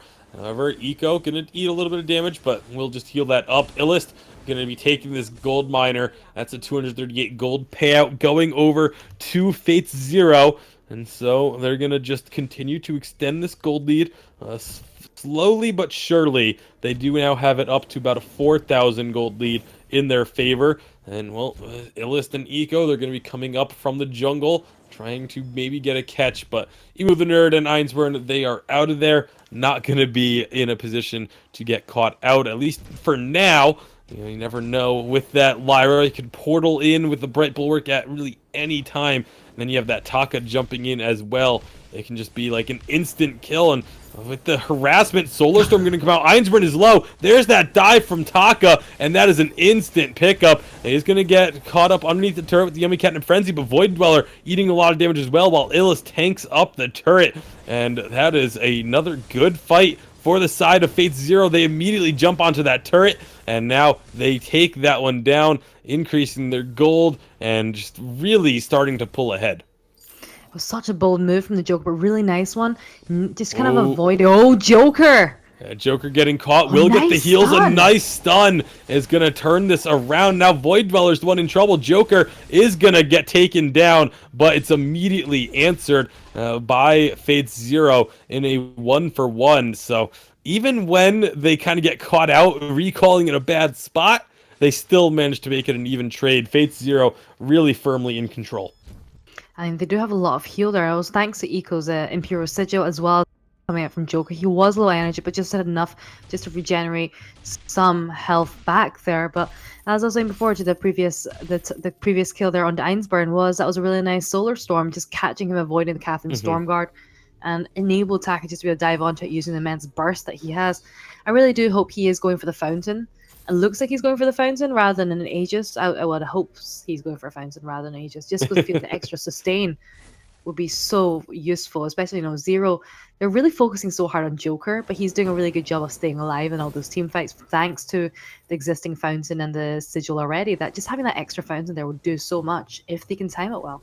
Yeah, well, Illust, I mean, he has the parts that can be turned into either of those two. Right now, they're jumping onto Emu the Nerd. The stun is not going to connect, but Emu the Nerd is getting taken down so incredibly low. Now they just turn their attention onto the carry. Solar Storm does not connect, but there's still so much damage that the entirety of the blue side does have to retreat. Emu the Nerd will fall. Einsburn is going to be able to escape for now, but it just seems like whenever Fate0 want to go in for a fight, they are able to find one and able to find at least one target to take down. Einsburn is going to be trying to clear away this minion wave as quickly as he can in order to preserve this turret, but you can see Taka just grabbed that minion miner. It means these minions are going to be that much stronger, are going to be constantly pushing in towards the side of Pierce the Vein, and they're just going to be having to take that minion mine back, but this gives an opportunity for the side of Fate0 to go shop, and there's that Fountain of Renewal coming out from Illust. Yes, that is going to help this Joker so much in those team fights. Their main priority still is Einsburn, and if you look at his score, it's 161. It doesn't reflect that he's a bad Baron. It just reflects how much they're focusing on him. It's very apparent in all these team fights. They're just jumping straight onto him every single time. And it's fairly obvious they don't want him building up those breaking point stacks, because a Baron, the more stacked up he gets, the more dangerous he becomes. Whereas the Koshka, with that broken myth, I feel like she is a bit of a threat. But now that we're in the late game, she's really not as big a threat as she was in the early game. Yeah, and not only that, but Baron, a common trend for Barons that we've seen today, no defensive items. And you can see it really punishes them whenever they jump on him right there. He somehow got out of the Bright Bulwark. That was interesting. That was very curious, but either way, gets out of the Bright Bulwark with the jump jets, avoids getting caught out, and well, this is now just a sign for Fate0 to start up the Kraken. You can see Joker just going to be running interference, throwing down those Heliogenesis to keep Pierce the Vein at bay, and the Kraken goes down so quickly, even with just Illust and Eco working on it, thanks to that Storm Crown. Are they going to get it, though? It gets captured, thanks to Illust. Very nearly stolen, but now the fight is on. Einsburn is in the back. They're trying to chase down Joker, but look at the damage done to Void Dweller. Void Dweller's down. Einsburn is going to fall next, and now they've got Emu the Nerd with nowhere to go. A Kraken pickup and an ace. This is very, very bad for Pierce the Vein's chances in this series. They are down 1-0. We didn't watch the first game of this matchup, but it looks like it may be Fate0 going to be looking to close this one out here. There will be a respawn of the members of Pierce the Vein, but the way that these fights have been going, I'm not sure if they're going to be able to do enough to stop this. I mean, this could very well be game now. The Kraken's looking pretty healthy, and look how fast Illust is going down onto. Oh no, Vault-Dweller, you're going to get taken down jumping in like that. Vault-Dweller jumps in. The Solar Storm does come out. It really only hits Emu the Nerd and Einsburn, but they both, Einsburn and Void Dweller, retreating to the Sanctuary. They're not going to be able to stop this push at all. Kraken is super healthy. Emu the Nerd is about to fall. So is Void Dweller. Einsburn is actually low as well, and well, they're going to grab a couple of those kills and now turn their attention onto the Crystal. And Fate0 are going to complete the 2-0 sweep, and they will be moving on to round number 3 of the winner's bracket. Again, a very even start. Took a little while, but once they found their footing, once they got a lead, they really never looked back and just kind of took over. Einsburn on this Baron never really was able to get going. Had really good farm, was kept up with Joker the entire time, but like you said, the 1-8-1 scoreline, they just focused him down every single fight, wasn't really able to contribute enough in the team fights. Yeah, completely agree. And I think Fate Zero in those team fights, they just had better microplay in terms of what they were trying to choose to focusing on.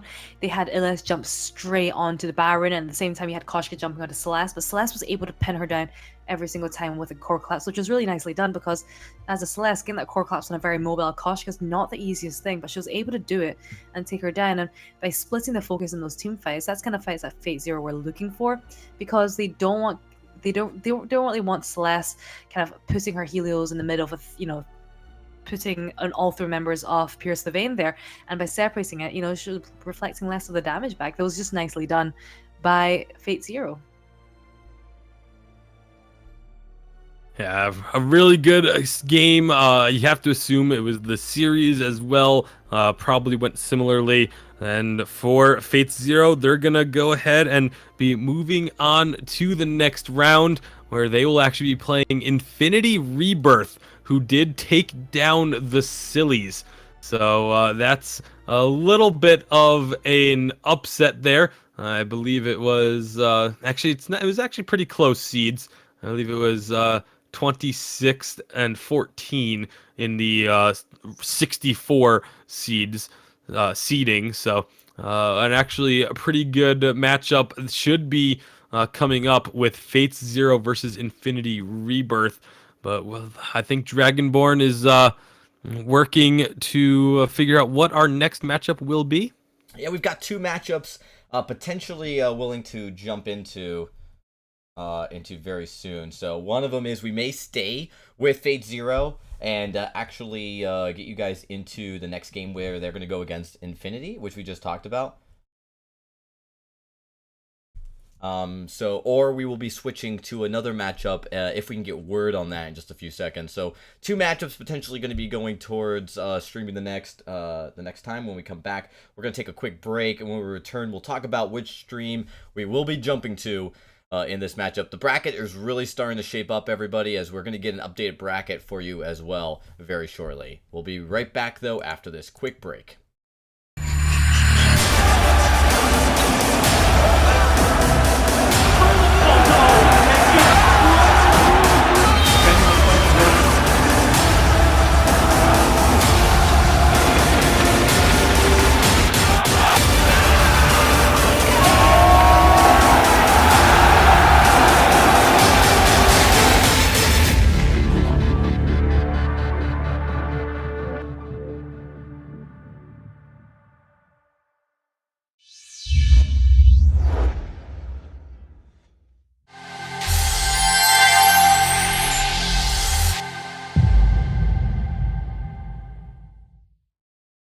Ben, Sam, and Ken are on separate journeys to defeat the menacing Vile Dragon.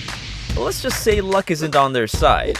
If only there was a way for them to find each other and band together. Well, that's why there's Band. It's a mobile app that allows people to come together using common interests. With Band, you can find fellow gamers, chat, schedule gaming sessions, and conduct polls. Stage epic battles with friends while sharing videos and photos along the way. So try Band today. Band. Be together. Hey everybody, we are back here getting ready, and we are going to be taking you guys to it is going to be Fate Zero again, only this time they're going to be going up against a new opponent, and that is, I believe, Infinity. Let me just pull that up here real quick, make sure I don't mess it up. Yes, I am correct. Infinity Rebirth will be the team we're going to be going into. So Fate Zero versus Infinity Rebirth. This is a team that is actually kind of surprised a little bit. They weren't expected to kind of come up the way they did, and they're doing a pretty good job here as we kind of get into this in a second here. I do apologize. Roster up here for you guys. So Fate Zero, Tasty Bacon, we know about them. They have definitely done a great job so far. Tell us what you think, what you saw from that match, like how it played out, and what you think. Here we got a young roster, a new roster, coming in, and they've really got to they're kind of going up against a really tough team. Yeah, I mean, Fate Zero definitely looked strong. It's kind of what we expected out of them, I'd say. Their rotations and their ability to take advantage of finding someone just slightly out of position was really strong. But for Infinity Rebirth, there is actually, I do recognize one of the names on the team. It is Hobani, who has been around the scene a little bit. We've seen him on a couple other challenger teams. I know I can't remember exactly. There was one team that I know he did really well with. I can't exactly remember which one it was, but they did. Hobani is a name that has been around a bit, so definitely a team that they can't overlook. Absolutely, yeah. I mean, this is it's got some young stars here. We've heard Hoboni. He was in Gangstars a long time ago, and he's been out of the scene for a few seasons. Coming back in for this new young roster, and this is something we continue to see this season is some names that have been around, kind of paired up with some young talent that's made its way up. So we're really excited to get you guys into this match, and we're almost ready to get going here. I think when I look at this, the matchups we saw with Fate Zero were pretty telling. They're a really strong team, even when faced up against a little bit of an early game pressure. They're able to stay in it. Their draft seems to be pretty solid. We didn't see anything too crazy. We've seen a lot of teams they're not worried about Baron. They're not prioritizing banning it or picking it. Some of these higher elo teams, and it seems like because they figured it out, they know how to play into it. So that's good for a team like Fate Zero, because that's a pick or a draft ban that they don't have to worry about because they can handle it, and it'll be really really important to see how this works out for Infinity, because they're going up against probably arguably one of the best rosters in this group. Yeah, I mean, Fate Zero definitely looking like a team to beat, and they are going to be looking to continue this winning streak that they're on. But obviously, Infinity Rebirth, they've made it this far through the winners bracket, so they're clearly no slouch. It took down the Sillies. And so that's another team that was kind of, has been around, has had some success in the challenges before. And, well, Infinity Rebirth, they're going to be looking to see if they can take down Fate Zero. But with the Lyra and Taka bans, looks like there is going to leave that Samuel available. Yes, and they've been a lot of teams have been favoring Koshka and Catherine, maybe surprisingly more than but Celeste, and I would not be surprised if Zero picked up the Catherine right now, because that's a hard counter to both of the carries that Infinity have just picked up. Catherine, come on. Yeah, they are gonna be grabbing that Celeste and the Kestrel. This is a combo that we've seen a few times. I personally hate seeing this combo together. Just because I constantly get the names mixed up. Celeste and Kestrel are way too similar to be on the same team. But either way, it's going to be a Finn being answered and perhaps a Sky. So this roam position is going to be left open for the last pick on the side of Infinity. And I'm curious as to what they'll grab. I mean, you could see the Catherine come out. We could see an Arden. I would actually really like to see an Arden in this combo, but we'll see what they decide to go with. Yeah, I feel like Lance might not do as well against this comp, so I'm thinking Catherine or Arden. And that's an interesting one. Going into that Sky. I think she's really going to struggle against Sky just because of the way the forward barrage works. And depends if Fate Zero are going to be doing double crystal or having a weapon Sky for this game. Yeah, well, it's that's gonna be what we'll have to see. I would assume it would be a weapon Sky. I would like to see, or actually, at least I would like to see it be a weapon Sky. Not sure if they're going to actually go for it, but weapon Sky is actually incredibly strong, and it's not quite in favor right now. And well, we'll see what they do decide to go with. It is a crystal bit to start. So that double crystal composition coming out of Fate Zero. I think I'm alright with that, even though weapon is very strong. It's because I feel like with going into that Catherine, the weapon Sky, I think the crystal Sky is just so good against against Catherine. She's trying to get that stun off you, going straight towards you. You just land that forward barrage, and her health is like third of health very, very quickly. Well, So, yeah. Yeah, I mean, the damage is going to be immense in this game. Both Sky, or actually really all 4 carries, Sky, Samuel, Celeste, and Kestrel, have some crazy damage output, especially in the mid to late game. But it's going to be a matter of who can get that damage out first, and who's going to be able to get maybe the defensive items, maybe defense item prioritization could be what wins the game here. I think so too. I think there was one game where we saw two double crystal comps going into each other, and I think having that Aegis just a little bit earlier really does help in the late game a lot more. And being able to block the blast tremor is going to be a massive deal there for Fate Zero, just because I feel like a lot of teams do struggle with trying to block the blast tremor, and if they do manage to guess on a double crystal comp, it's so devastating. Yeah, it really can be. There's going to be a lot of damage coming out from that Malice and Verdict. The Joker running low on energy, but is a Samuel, so he should be perfectly fine. And they were going to be just looking to get damage more onto Trinomial. Trinomial so low on health and energy, is going to have to recall very soon. I think she really wants to clear out this wave, and then should be going back to base, because if you stick around with that low health and energy, it's kind of asking for it. It really is, and there's a bit of a flank situation there as well. I think we can pick up the kill onto Hoboni. Yes. Yeah, Hoboni finding a kill, but does get answered. Nice rotation from Joker and Eco, realizing that the fight was happening and immediately ducking down in order to help their jungle. They weren't able to get there in time to get the get the kill and save their teammate, but they do at least get the kill. And it's something, and as a result, Hoboni's not going to steal the jungle away. And all in all, they're keeping it pretty even so far. Eco, he is basically babysitting Joker in lane a lot, and it's been really helpful, because there's one time where that fortified health in the Polite Company is just doing so much, just keeping Joker alive and forcing Trinomial to back off. Well, right now, Joker is going to be the target of some aggression. All 3 members of the Infinity, they are going to get there, and they're going to get their target, finding the kill on to Joker. This is going to allow another rotation of the entire team down to the jungle. And again, you have to make something happen off of a play like that. You can't put all of your resources into the lane looking to get a kill and then gain nothing out of it. I mean, Illis is going to rotate up. He's going to take the couple of minions that would have been missed by Joker. So there's really overall team gold not being affected whatsoever by that kill. Yeah, absolutely true. And it's still the same. And they've still got that little bit of a goal. Oh, not the core collapse again.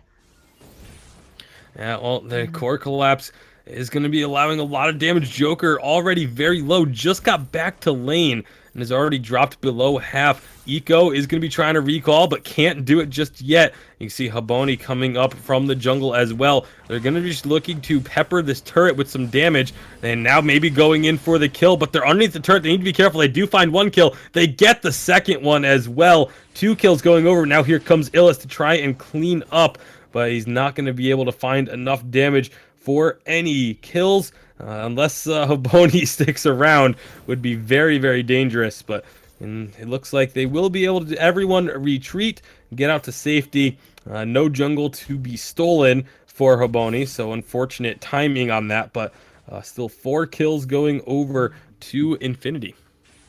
Yeah, I think Joker really needs to get that reflex block. I think there's 3 or 4 times he's been hit by that consecutive core collapse now, and she's been able to follow up with a supernova or 2, forcing him to go back or forcing him to die there. So that she's really, having, especially with that Catherine in the lane as well, it's much easier for the Celeste to secure those core collapses and make sure they're landing on the right person. So definitely in this situation with a Catherine there, get that reflex block earlier, because Joker is getting punished so hard for it.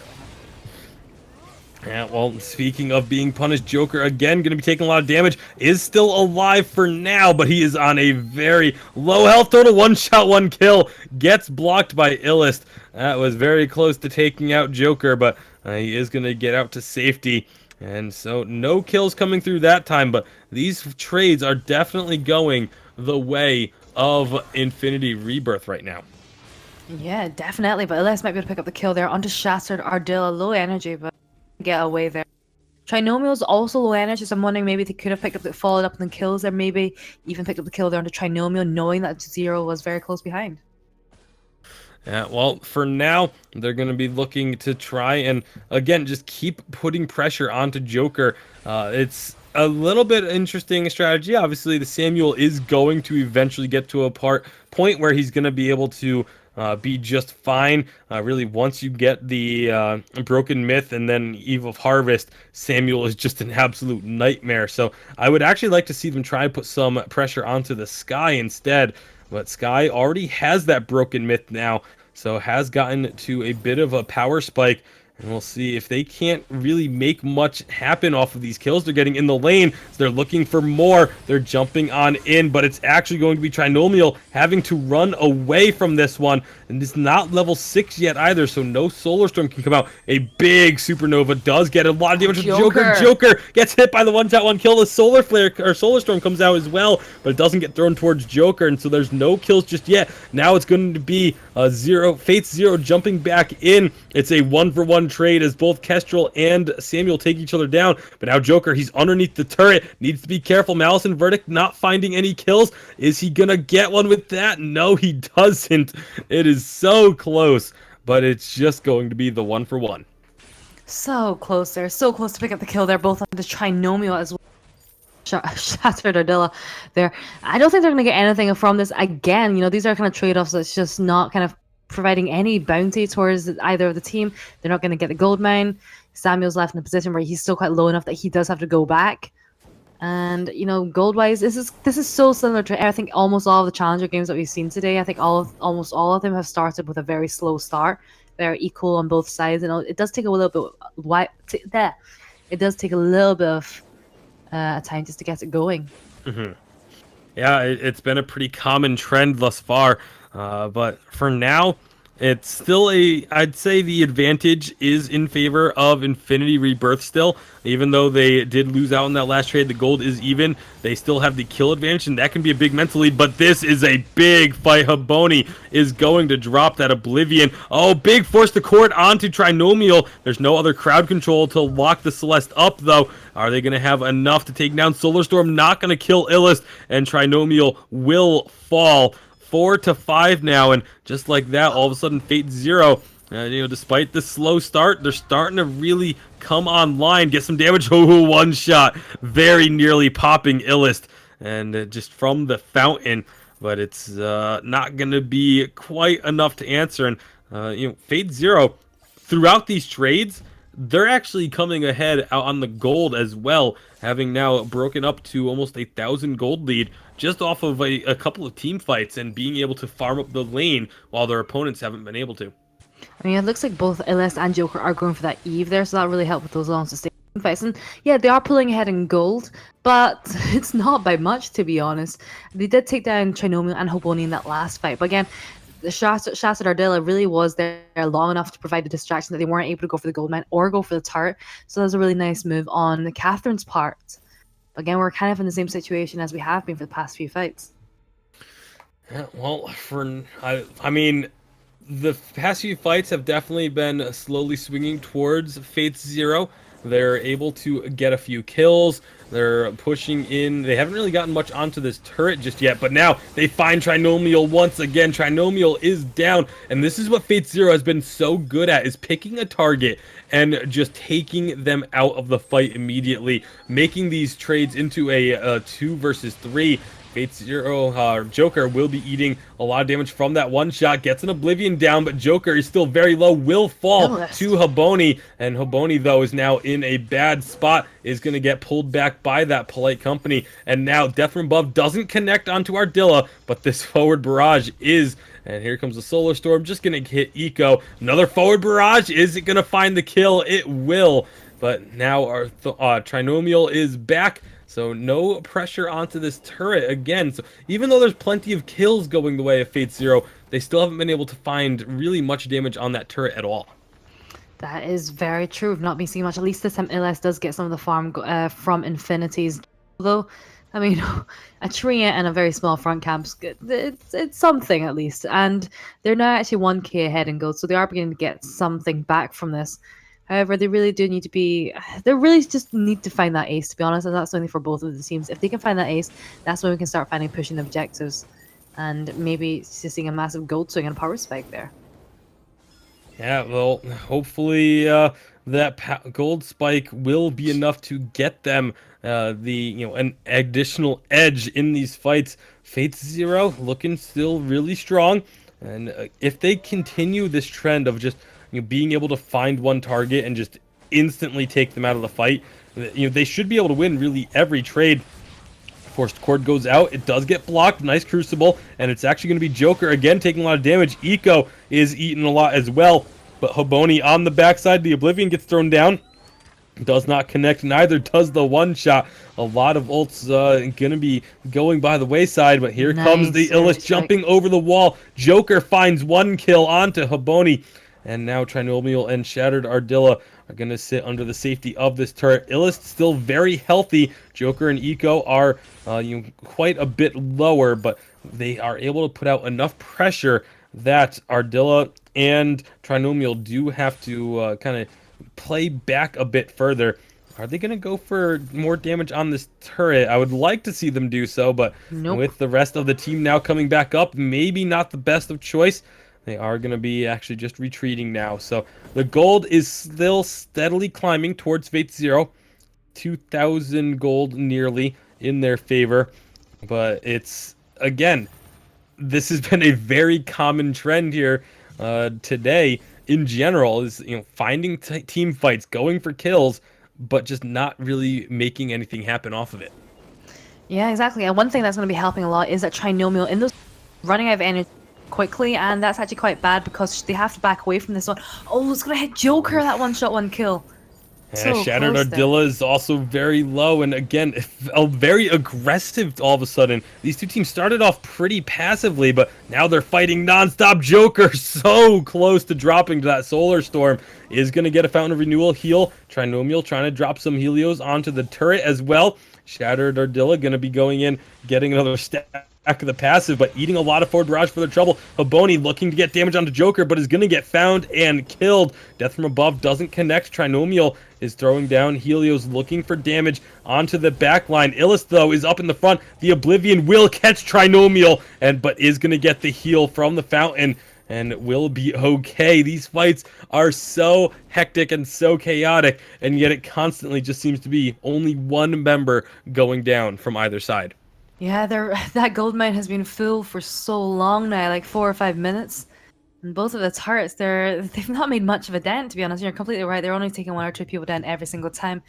And that is taking a lot of effort from whatever team that does it, because I think when Fate Zero do it, Joker is so low in health and energy that he has to back away anyway, so they can't really follow up on that. It's super close, and I think everyone here, both teams are waiting for that one fight that is actually just going to completely change everything so far.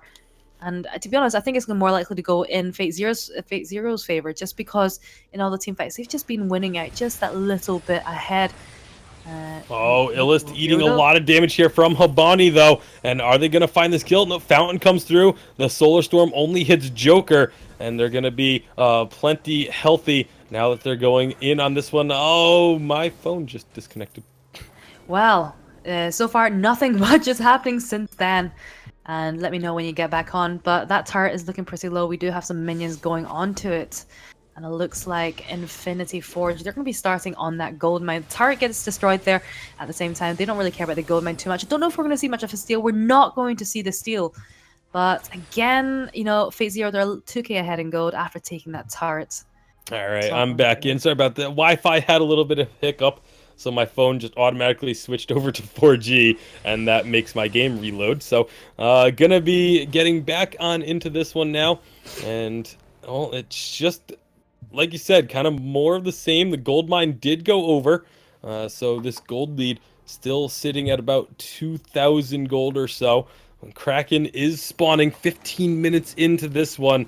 So now these fights become even more important with a turret finally down. If another team fight happens, if one team gets a significant advantage off of it, it will mean the Kraken, which could mean multiple turrets. Joker going to be coming up through the jungle with the rest of the team, throwing out the Malice and Verdict. Oblivion is down. It will get blocked, though, and so does the Forced Accord. Illust is very far forward. Hoboni looking to get some big damage down, puts down the active camo, but not going to find any stuns. However, Trinomial finds the kill onto the sky, And now they can turn their attention onto Joker and Eco. Eco's going to eat the one-shot, one kill. Ardilla has to back away from this one, but oh my goodness, Joker sneaks a Malice and Verdict through the uprights and finds the kill onto Ardilla, gets another one onto Boni. Samuel is just so strong at this stage of the game. Yeah, and not really given a chance. Illis went down super fast there in that team fight, just because I think of a badly misplaced sewer strike that placed him right actually bang in the middle of an Infinity Forge. And they really took advantage of that, focused him down. And even though Eco hadn't used the fountain in time, it just kind of happened so fast before they had a chance to react. Fortunately, though, I think that was actually worked out really well in the end, because Joker was able to pick up the 2 kills there onto Ardilla and Hoboni. But again, no objectives being taken from these team fights. Still very close in gold.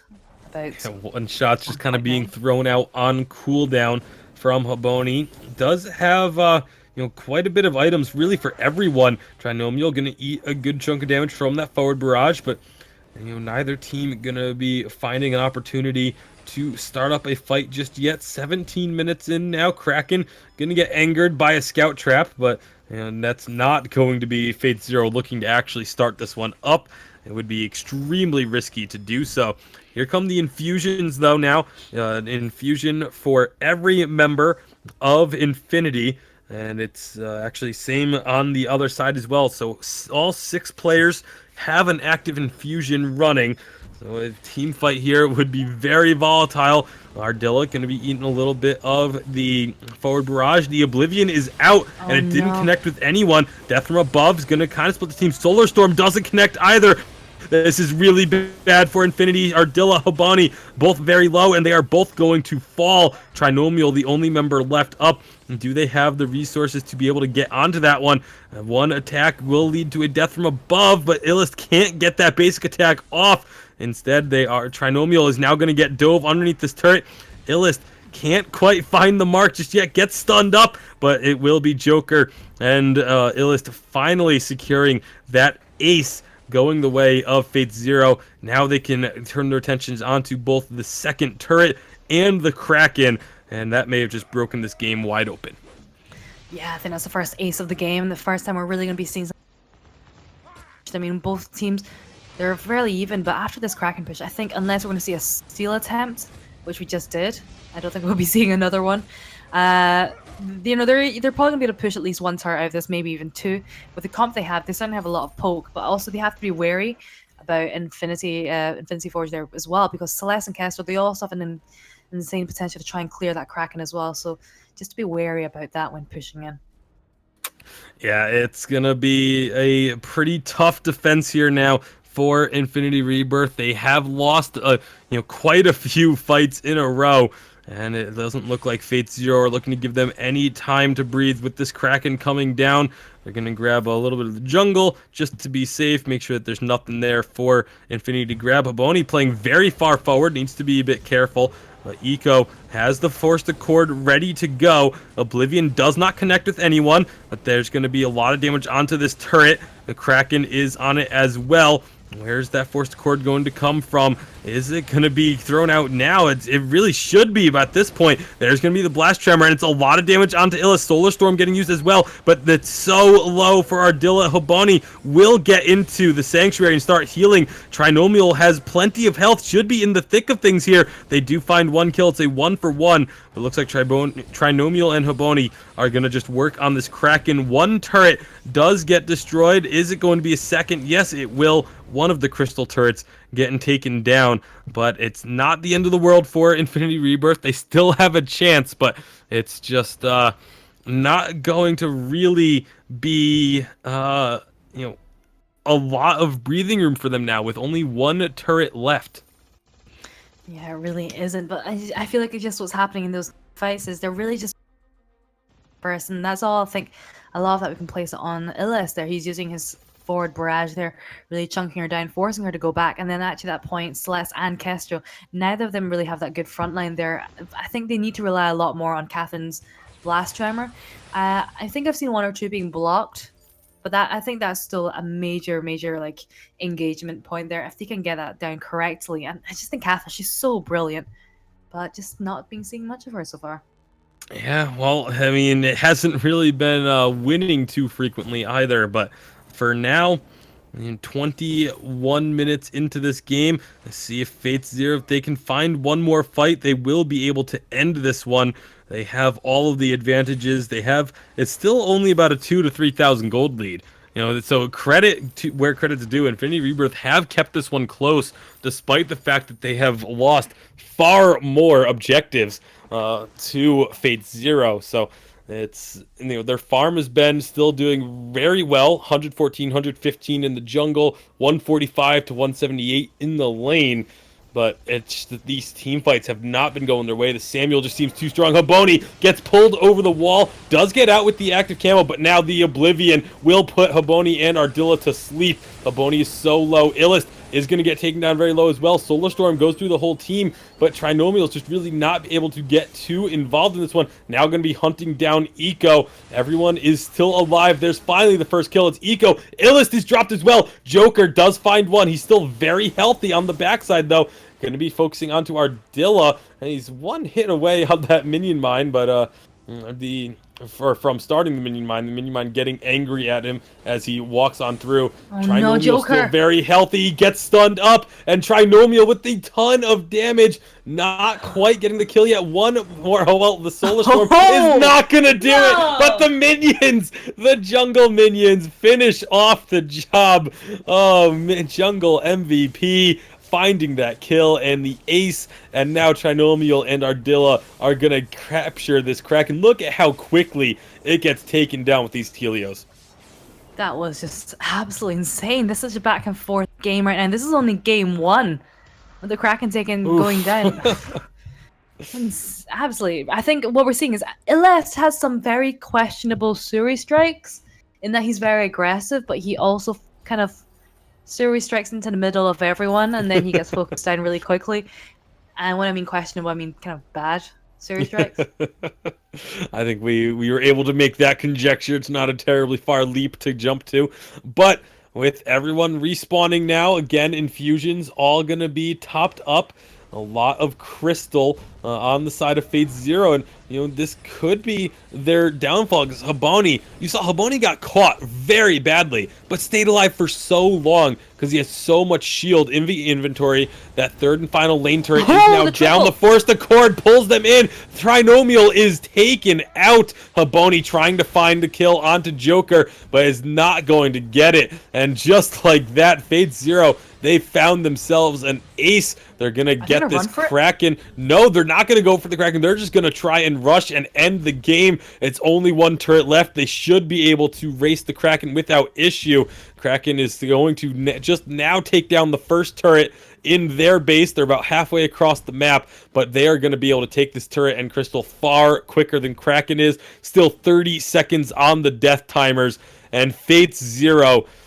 Oof, what a game. 24 minutes in, they're on to this turret. They're putting down absolutely everything they've got to take it down as quickly as they can. Kraken gets their turret, but it doesn't matter. Now that they're on the crystal, they're going to go significantly faster than Kraken ever can. And the respawns come through, but it doesn't matter. Fate Zero, the Kraken was only about a little under halfway through their own crystal, so they successfully race the Kraken, take the victory, and game number 1 will be going to Fate Zero in an absolutely thrilling match. That was an incredibly close game. Like every single team fight. I mean, we didn't really get our first ace until 18 minutes or 15. Can't remember which one. But either way, it was just so close. After that, each team got really pushed down to their very limits in those team fights. And I have to say, Sky, so she also had some very questionable Suri strikes, but also some very lucky ones, because Trinomial tried to use the Solar Storm. There was also a very convenient Suri strike to get behind him, and I'm not sure if that was just luck or just really, really skilled. I can't decide yet. But either way, it really saved their lives like so many times. Yeah, absolutely. An incredible matchup between these two. It came down to the wire. It was a Kraken race, but Fate Zero do get the victory at the end of it. Take the advantage 1-0. They do still need another win to move on for sure, but they, obviously the one upside if you are a side of Infinity Reborn is the fact that it's with that double elimination format. We keep touching on the double elimination formats because we haven't used this in previous seasons. But you are not eliminated if you if you lose your first matchup. You are not eliminated. You have to lose 2 series in order to be eliminated from contention. So Dragonborn, are we going to be sticking with this one? Are we jumping to another series? Let us know what's going on. All right. Yeah, we're probably going to be sticking with this one. There is another series running in parallel that is also very exciting that we're going to want to definitely tie into at least at some point. But we're going to stick with this one because this is really close, pretty exciting matchup here, at least for right now. As man, that was very close. Both teams played incredibly well, and I think it just goes to show you how they're really, even though there's a huge disparity in these seedings, there's really not a huge disparity in skill tier within this Challenger Series. These teams are playing all at the best level, at the highest level they can, and it's pretty exciting. Yeah, it really is exciting, but we're getting into this draft right away. They don't want to be waiting at all, jumping right on in already halfway through the draft too. Finn Samuel being the bands, Lyra first picked, and then the Lance Kestrel Blackfeather coming out. Jinyi, what? Well, I think actually this is actually a really good comp coming out from Infinity just because it's the double heal comp. And we've seen a few games where the double heal comp, where they've kind of played with another ranger, like another ranged hero like Celeste. It doesn't work that well. What does work really well is with those melee heroes, the really tanky ones, who can get that Serpent's Mask, be healed from the backline as well, and just really do a lot of damage. And one of those heroes is Blackfeather. So I think this could do really well, to be honest. Yeah, it definitely can be strong. The double heal comp is just so ridiculous right now still. It's, you put it up with one other, it really doesn't matter who that third hero is. We've seen it do, actually, one of my favorites is to run it with a Rona or a Krull. But with the Blackfeather, it's, again, the similar concept. You're just going to be doing everything to keep that carry alive. Go a little bit tanky with the Blackfeather and just be essentially impossible to actually kill. And, who knows what's going to happen from there. But for Infinity Reborn, you gotta like their chances just for getting that double heal comp. I think the thing is, Blackfeather, he will have a relatively weak early game. But with that Lyra and with that Adagio, it should keep him going for a little bit longer, help him through the early game. And once he does get to that late game, especially when he picks up that Serpent's Mask and the breaking point, that will really help things get along because he can dive straight on to Celeste and straight onto Kestrel there. It just depends which target they want. Of course, you do have the Lance there, who's going to be a nuisance, just trying to push you away. But for them, it's all about just diving straight there onto the back line. Yeah, they're going to be really looking to get onto that Celeste and Kestrel. The combo worked, pretty well in the past, and well, that's going to be Trinomial eating a bit of damage there, but with the Lyra just going to get healed up immediately. This is going to be the one problem that Fate Zero are going to have, is it is so difficult to kill anyone on the side of Infinity Rebirth if they are near their allies, because you have healing from Lyra, healing from Adagio, and if either of those two are nearby the Blackfeather, he's gonna get plenty of healing. If Lyra and Adagio are next to each other, they heal each other. It just becomes so tough to do any sort of harassment in the lane. Yeah, and I think one thing that what Fate Zero can do to counteract this is just to build a lot of burst, and just trying to burst that Blackfeather down as fast as possible. It's not going to be the easiest thing to do, especially once he does get a little bit more tanky items, a little more defense as well. But it's certainly possible, and I think that's probably the most useful thing they can do. Otherwise, if they don't burst him down, it's just going to give Trinomio and Shattered Ardilla all the time to heal him. Yeah, well, they are going to be looking to get in onto Ardilla. Ardilla taking a lot of damage and will go down. First blood of the game picked up at 2.5 minutes. Fate Zero finding that one, but not going to be really doing anything with that. I wonder what's going on with Adagio. Yep, that's going to be the pause coming out, because Adagio's been sitting at the base for a fair bit of time now. Yeah, well, it's a good thing that they did. And to be honest, for this one, Fate Zero, they really need to apply a lot pressure into the lane, trying to just prevent Hoboni from farming up. It's not going to be easy, especially because we can anticipate that Lyra's going to be sitting in lane with him, healing him up as we go. But if they can keep that pressure, try and stop him from getting all his farm, they could stop him from getting to that, very sustainable late game hero. Yeah, the pause coming out is gonna give us some time to take a look at the rest of the some of the other matches that we were talking about going on simultaneously. And it looks like that match we were talking about, Elite Aptitude versus Art of the Throw, it went the distance, went to game number 3, but it looks like Art of the Throw did pick up the victory once again. So they are going to be going up against Vertigo Black, which that's a really interesting matchup. Vertigo Black coming back into the scene after taking a couple seasons off. And, well, now we're back into this game, though. And so Hoboni going to be eating a little bit of damage, but looks like Adagio is back in. Everything is under control and in order. So we'll see what they decide to do with this. Yeah, we'll just have to see. I mean, Lyra and Adagio, that's gonna be a tough duel of people just to try and defeat. I wanted, again, Hoboni's kind of getting free reign of the lane here. I want to see them shutting him down. They're kind of just being quite passive in the lane, and to be honest, I would like to see more pressure being applied there personally, just to try and prevent him, because he's still keeping up in farm compared to Joker there, 23 to 29. Oh, that's a missed impale. Yeah, well, right now that's gonna be really looking not much to be happening here. All 6 members up in the lane. Hoboni is going to be jumping in onto Joker, but I don't think they were expecting everyone else to be there. Joker is so low. Joker will go down. Hoboni getting the heals, but it's not enough. He's going to fall as well. And so it ends up being a 1-for-1. It is a 1-for-1, but Eco, he's in a really vulnerable position there. Oh, they're going to get the kill. Yeah, they are going to grab that kill onto the Adagio. Ardilla having no energy, not able to provide any more healing, but both Eco and Illust are so low. Eco's actually going to be going for this kill, gets the impale into the Githian wall, and finds the kill, but now here comes Hoboni. Is Hoboni going to be able to catch up? Does not hit with the on point, and so we'll have a very hard time, but does it decide to jump onto Eco? We'll leave that trail behind, so the movement speed, and Hoboni finds that kill. I mean, that may be the time. He may have got the kill there, but the whole time Kestra's been in their jungle, taking away this might be the moment of realization. I don't know if she's going to be able to face up to him 1v1, because she's going to get easily flanked by the whole of Infinity there.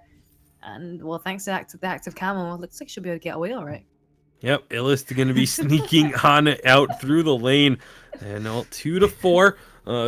Pretty aggressive start from each side, but they are fairly even still despite all of that. About 1,000 gold lead picked up for Fate 0 off of this early game, but Hoboni going to be making an aggressive move into the jungle with the rest of the team. It's a 3-man rotation, so they could look for this fight, but I don't think they realize that Joker is not with the team, because they opted to actually back off this one. Joker is going to be actually going for an aggressive invade, looking to see if he can find any jungle camps back there, but nothing is up at the moment, so just going to be a recall. Actually, no, the double camp did respawn, so Joker does steal those away. Could be in trouble, though. An on point will catch him. He's going to jump to him. Does get the on point out. The impale comes through and roots Hoboni up, but Hoboni's going to get stunned, just really getting CC'd locked, and that will be an escape. One shot, one kill comes from Illust. Trinomial, though, makes the rotation on down. He's going to try and 1v1 Illust, trying to avoid those glimmer shots. Does get the shutdown, but gets rooted in return, and it's another 1-for-1 trade. This is startlingly familiar to the last game between these two teams. Again, it was just these 1-for-1 trades in the jungle, in the lane. No objectives really being claimed until 15-minute mark there. I have a feeling we're going to be seeing very similar things here. And both of these teams, they have such good drafts. It's really difficult to see how it will go, just looking at the way they play, because Infinity, just with the triple sustain there, it's going to be so difficult for Zero to try and burst them down. But bursting them down is really the only way that they can do this. But Joker, he's going to have a really tough time trying to build up those broken myth stacks and just landing those solar storms onto Hoboni. Yeah, well, for now, they're going to be finding some damage onto Ardilla. Ardilla just going to put down the Bright Bulwark. Solar Storm getting thrown out onto Trinomial. Just because, I guess. But Shattered Ardilla and Illust now coming in to join the fray. Trinomial going in, taking a turret shot or two. That could actually be very costly. Is not going to have the heals, though. The Gift of Fire will be just enough to keep Trinomial alive. One shot, one kill, though. That's going to find its mark, and it will be the kill going over. Illust picking that one up. Yeah, that was a really nice one. The next one shot, one kill. And, you know, if Haboni does decide to dive onto either Illust or Joker, Eco needs to keep his Githian wall just to be able to push him back in time, or know for sure that he is going to be able to land the impale, otherwise it may make it very difficult. And just help Haboni build up those stacks. You really don't want him doing that. Would be good to see Eco guessing that Crucible soon as well, now that Trinomial is level 6. He doesn't have that much crystal items though, so maybe it won't make too much of a hit. Yeah, well, not a lot of crystal just yet. It's Joker does have the Broken Myth. Illust has the Sorrow Blade. Trinomial, though, really hasn't been able to pick up anything. Has 1,000 gold that they're sitting on, but no tier 3 items just yet. Haboni also waiting for a tier 3 item, but it's because they did itemize into a couple of defense items, some tier 2s, the armor for Haboni, a reflex block on Trinomial. So they're delaying their tier 3s in order to get a little bit more utility, but Trinomial is going to be eating a ton of damage and gets taken down. Solar Storm doesn't really connect on anything. Haboni, though, needs to be careful. You don't have the Adagio healing. It's just the Lyra there for now. They do get some damage, get out for the time being, but going right underneath the turret is Fate0. And they find some more damage, but they don't find the kill. Haboni eating again, some more damage coming back, but both teams still trading very well, despite the fact that it's a 3-on-2. Yeah, they're still doing very well, and that's the sustain coming out from Infinity that is absolutely incredible. Could still do remarkably well in a 2v3 situation. I think that team fight there was a good example of it. Joker really needs to get that Eve of Harvesting, because I think that Eve will really help him healing up. It will help him with the healing up, because they are kind of just slowly poking away at his health, and by having the sustain, it's just, to be honest, it's just he needs that for the health sustain. Yeah, it really does need as much healing and sustain as possible. I mean, you look at that's really the entire composition of the side of Infinity. It's just keeping that healing and sustain going throughout an entire fight. Shattered Ardilla is just building as much health as possible to improve those heals. Trinomial, it does finally have the alternating current, so damage output from Adagio is going to be increased by a pretty healthy amount. And Haboni, has, like you said, that Serpent's Mask, can be able to keep himself alive for quite some time. But Ardilla is the focus here. Here comes Haboni joining the fray. Uses the Rose Offensive to try and get onto the back lines, try and get onto Joker, but can't quite do so. Illust is looking for Ardilla, but the Fountain of Renewal comes out, as well as the healing. And you can see how well that healing does, but Ardilla will still be the one to go down, as they just can't find the damage onto Illust or Joker. And, well, now they're going to finally take down Haboni as well. And that just leaves Trinomial and Justin Adagio not going to be able to do quite that much against all three members of Fate0. A triple kill for Illust, despite the Verse of Judgment going down. And that's going to be an ace at 10 minutes. A wonderful ace there, diving so deep just to try and get Trinomial. There was absolutely... They're not going to get the turrets anyway, but they're going to get the gold now, which is really good gold there going towards them. And that was just a really nice sustained fight, really good positioning coming out from Fate0. One thing that I do feel that would help a lot is just, I feel that Infinity, they're a lot of the time, a lot of their deaths has come from them being separated.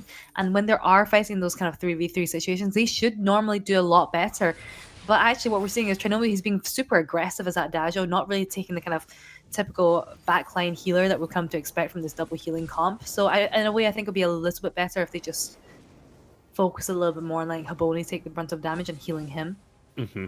Well, not only that, but Joker, when Joker got out of that fight, you saw Haboni go diving very deep, trying to pick up that kill, but wasn't able to secure it, and that left Shattered Ardilla really to take the brunt of the damage. They said, okay, Haboni's on the back lines, but Joker is fine, Illist and Eco just went all in onto the Lyra and got her so low that all the healing focus had to be put onto the Lyra, and it just wasn't enough to turn the fight back around. Now with a breaking point on Illist, that damage ramp up, these long sustained fights are going to become even more difficult. Eventually the damage will surpass the healing regardless. So it's going to require Haboni to be able to get onto one of these two targets, either Joker or Illist, and be able to stick on them and take them out while the rest of the team is still able to stay up there. And that's much easier said than done with the way that Fates... Oh my goodness! That was a very, very quick kill coming out. They're going to dive underneath this turret now. No minions here, but it doesn't seem to phase them at all. They get the turret destroyed, and what a quick kill picked up by Fate0. Yeah, just the chain CC was just a little bit too much there. I think we had to saw a core collapse and then the impale and then a few glimmer shots and then we had a dead Haboni. The thing is, he isn't really doesn't have that much defense yet. He's kind of on his way to about 3 of the defense items, but doesn't really have any of the tier 3 ones. He's almost to Aegis, he's almost got a Shiver Steel, and he's almost got that Pauldrons or Metal Jacket, but not got quite, I think once he gets all 3 of them, he's going to be a lot more difficult to kill, and we shouldn't really be seeing that bursty death. Yeah, I mean, if you count the boots, there's 5 tier 2 items in Haboni's inventory, so... definitely a lot of interim items and really waiting for those power spikes. Once those tier 3s are finished, Haboni is going to be incredibly strong.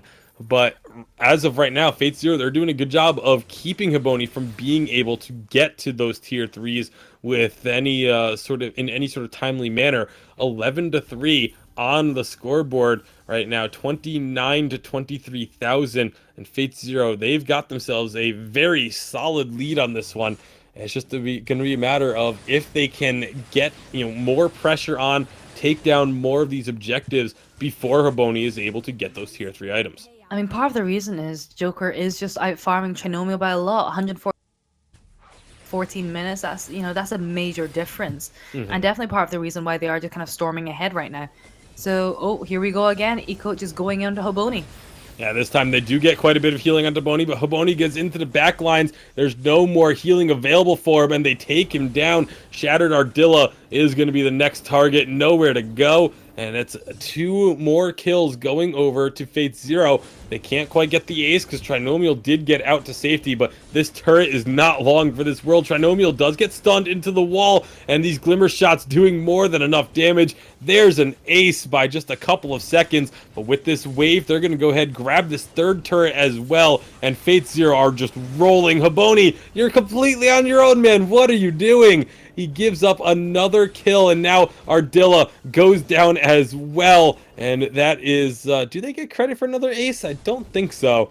But it is essentially another ace coming through. This could very well be the end of the game with just Trinomial here. They still have minions. They can just clear out the turret. Oh, no, they're turning around on looking for this kill. They do find the kill. That's another ace. And now they're going to finish this game. Very slow pacing from game number 1, but game number 2, Fate0, they just put their foot on the gas. Now they're going to be finding a couple more kills. Perhaps Haboni does get 1, but Ardilla is down. It's a nightmare for Illist. 14-1. Make that 15-1. It is, well, it's not an ace until Trinomial gets killed. So they aren't going to get another ace to their credit, but they are going to be taking the crystal and the game.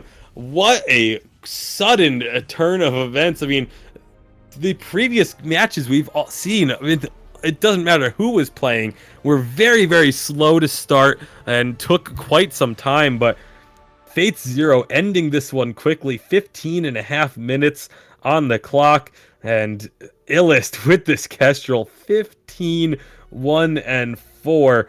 It was Joker that had the huge CS lead, but Illist was just picking up. He said, I don't need to farm minions. I'll just farm heroes instead. 50. I mean, I think we're all a little bit surprised about how fast they were able to shut down Haboni every time. And you're thinking, looking at it, you'd be like, double heal with a black feather. This should be a ridiculous composition. But Fate Zero were really good at just shutting it down so early on. And I think part of the reason was it just felt like Infinity just weren't that coordinated with the way they were healing black feather.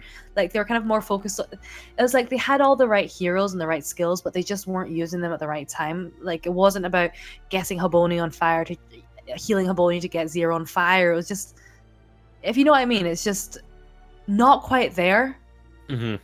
Well, I mean, even in the post-game chat, Shatter Ardilla just puts right into the chat, GG, we didn't play the draft right at all. Like, they got the draft they wanted, but they even admit themselves they didn't play it the way that they had to, and, well, I think that much is obvious by the end result. So with that, Dragonborn are gonna, obviously very strong showing out of Fate Zero.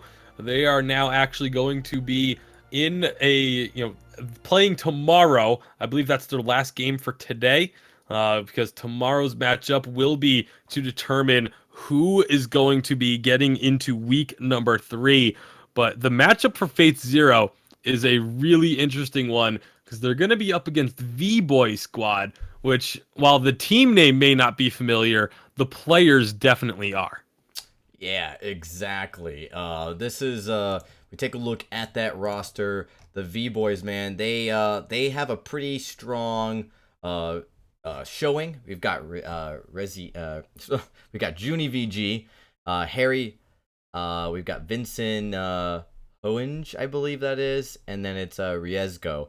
And those are some names that everyone can definitely, who's been in the competitive scene a long time, remember. They've been across multiple teams that we've seen challengers, some of them even in the Evil 8. So, it's a number 6 seed, but it's a very strong number 6 seed. And we gotta say, we've watched a few of these games by Fate Zero, and they've had some close games against some lower seed competitors.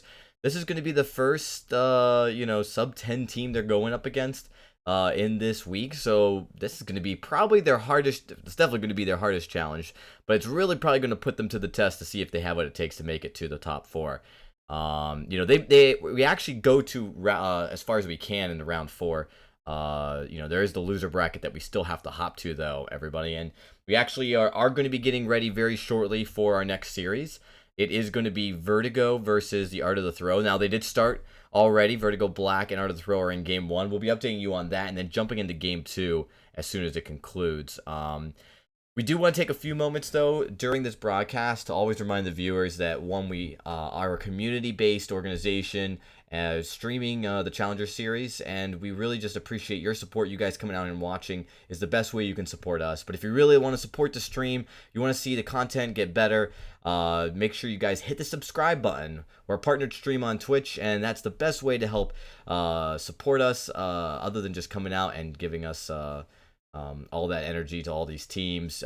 So you definitely, there's a lot of perks to subscribe. Obviously, you get some of these cool new emotes. More emotes will be coming as subscribers grow. But we really love being here and helping the community and making the competitive side of the community really just shine. And so with that, we just want to say thank you to everybody and all the ones that have subscribed. Many new features coming very soon, so you guys got to stay tuned for that. With that, we are going to take a quick break here as we kick it over to our next series pretty soon. We're still waiting for that first game to wrap up, though, between Vertigo Black and Art of the Throw. Once that concludes, we'll jump right into it. But don't go anywhere, folks. We will be right back.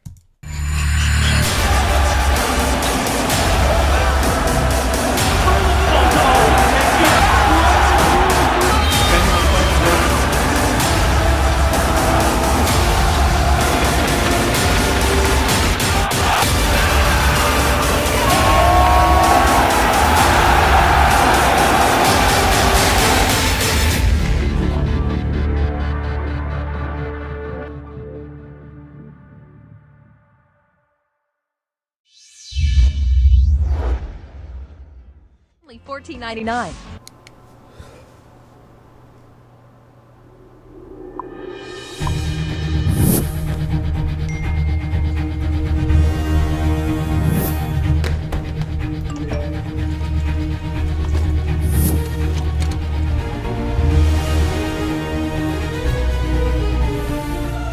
Don't Don't miss the call. Download Band. Communication made easy.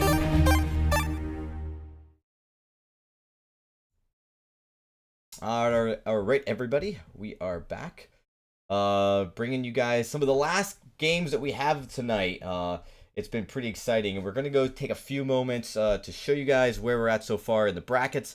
We're a little bit behind as far as some of these games. Some of these games are breaking as we are here talking, so we'll definitely try to get all of this up and ready for you guys. But some of the big takeaways here, we do of course have update. Of course, Art of the Throw did make it over and are playing Vertigo Black right now.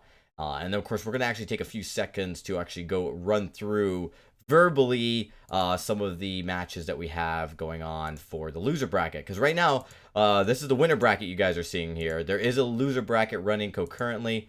And we just got an update right there as well. Then the loser bracket, of course, is going to be... Oh, I think I have an invite here. Let me just... No, that's not correct.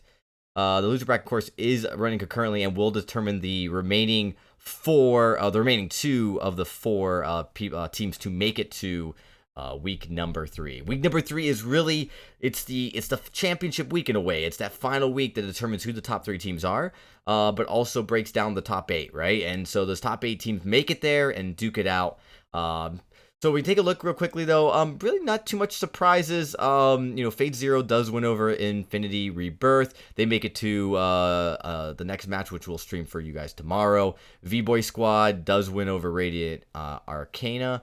Art of the Throw, of course, is facing Vertigo Black right now. And then, of course, we are waiting for the last updates from the Pinga Reform versus Anonymous Snipe, as those matches should be concluding pretty soon as well, and that bracket will be worked out. But when we go and take a look at the loser bracket, we're going to have to just walk you guys through this visually, as we don't have a graphic for this. But in the loser bracket, it's moving along pretty nicely, guys. Let me just get a refresh here. We've had a lot of really good teams, a lot of talented teams that we've been actually watching on stream that fell down to loser bracket. So I'm sure you guys are wondering, right, where are they at now? Well, Impact Burst did beat out Team Vermilion, and they're going up against Team Regulators right now. If you look at the first round, TN Ghost made it out of the first round of the loser bracket, which is really round 2. Riptide as well made it out over Exodus X. So that's really surprising. Exodus X falling. They looked like a pretty strong team. The Asian Bradders, they actually fall to Magnetic, which is really surprising, considering how they looked really strong roster as well. Magnetic, of course, actually beat out Pierce the Vein, and then they're facing the Sillies in the 3rd round of the loser bracket, or the 4th round. So that's a pretty exciting. That's going to be moving very quickly. And then, of course, we go and continue looking at it. Team Regulator is going up against, of course, Impact Burst. But Chaotic Elite beat out the Ghosts, and they are now also in the 3rd round of the loser brackets. So pretty exciting as we get ready here. We do take a quick look at the top bracket, just waiting for... Now that we know that Fate Zero has made it on, they will be facing V-Boy Squad. There's not too much of a surprise there. All right, guys. We're getting ready, very close to getting ready for this final matchup. This might be one of the final series we have for tonight in the winner bracket. We're going to, of course, hop down to the loser bracket to round out the rest of the night. But we take a look at this. This is Vertigo Black versus Art of the Throw. I think... Tasty Bacon, you might be able to help us out a little bit here. You might know a little bit more insight onto Vertigo, or not Vertigo Black, but onto Art of the Throw, as you actually are at least a sub for this roster. Yeah, I am actually on the Art of the Throw roster, so hashtag biased caster. But I was actually told they really wanted it mentioned that they had played a total of 2 games prior to these Challenger Series matches as a team. The starting roster had Fuji, Humanist, and Starboy. So they don't have a whole lot of time together, but it looks like it has been working out thus far. The 2-0 series victories, and like you said, now currently up against Vertigo Black. And we'll have to see. They're pretty far into this one, a little over 17 minutes from what I can see, but it's... we don't know exactly what is happening in that game, unfortunately. 17 minutes is pretty long. Of course, it's probably about 16 minutes if you take out a minute or so that the draft eats up. And that's not surprising. I mean, this is a pretty exciting roster. We've got, of course, Fuji and Humanist. These are names that everybody knows going up and playing competitively. And, a lot of people have looked back and say, oh, well, Humanist, he's a caster. How good can he be? But he's vainglorious, and he plays an awful lot, and he really knows the game really well. And he's paired with Fuji, who also plays an awful lot and knows the game really well, but although he's an analyst now, was quite a renowned competitive player. So this is not a roster to fall asleep on. But again, we're going into a new young roster in Vertigo Black. They're fielding this team, and we haven't seen any games from them. And they're going to be hitting the scene quite consistently here during this season. I'm really, really, really curious to see how they perform. This is kind of going to be their first real test. Tasty Bacon. Yeah, it absolutely is going to be a tough one against this Vertigo Black team. Looks like they are actually out of game now, so hopefully we can get an invite into that one and figure out how it went. But so they did just finish. So all right, we should be pretty close then to get into this game. And then for me, this is probably going to be one of the most exciting games to watch tonight. Just because, so many big names, either organizations or just teams that I think are going to be really exciting. So we're going to find out who won here in a second. We get the invite, and go. And everybody is almost in here.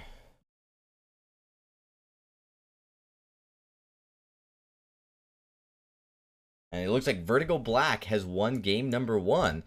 So, they're looking pretty strong here going into game number 2. They got to feel pretty good about that. Tasty Bacon. Yeah, absolutely. I mean, like you mentioned, the lineup of Humanist, Fuji, Starboy, all three of them are vainglorious. So I believe so are Audrin, Hami, and Archaic. So this should be a really good matchup. We don't know, obviously, if it was how close the match was, but with Vertigo Black getting the victory in game number 1, they are going to be just looking to close that one out 2-0. Obviously, Art of the Throw going to be looking to even this series up and force it to a game at number 3. But like I said, a little bit of biased casting coming in here because I am on the roster of Art of the Throw. Just means I'll be harsher on them, though. That's all it means. All right, so we got all the players. One of them's got to do a quick reset of his internet. We're definitely going to give him time to do that. Just a few seconds. He'll be back in just a second. And once we are back, we are going to get right into this game, Tasty Bacon. So, this has been a very exciting group so far. Definitely no major surprises, nothing too crazy. We haven't seen like a 30-plus seed make its way to the third round, but it's been very competitive. The games we have seen, we haven't seen really any complete, landslides. I haven't seen anything that's been so one-sided that we're kind of just like, wow, that really is surprising. So everything's been pretty close.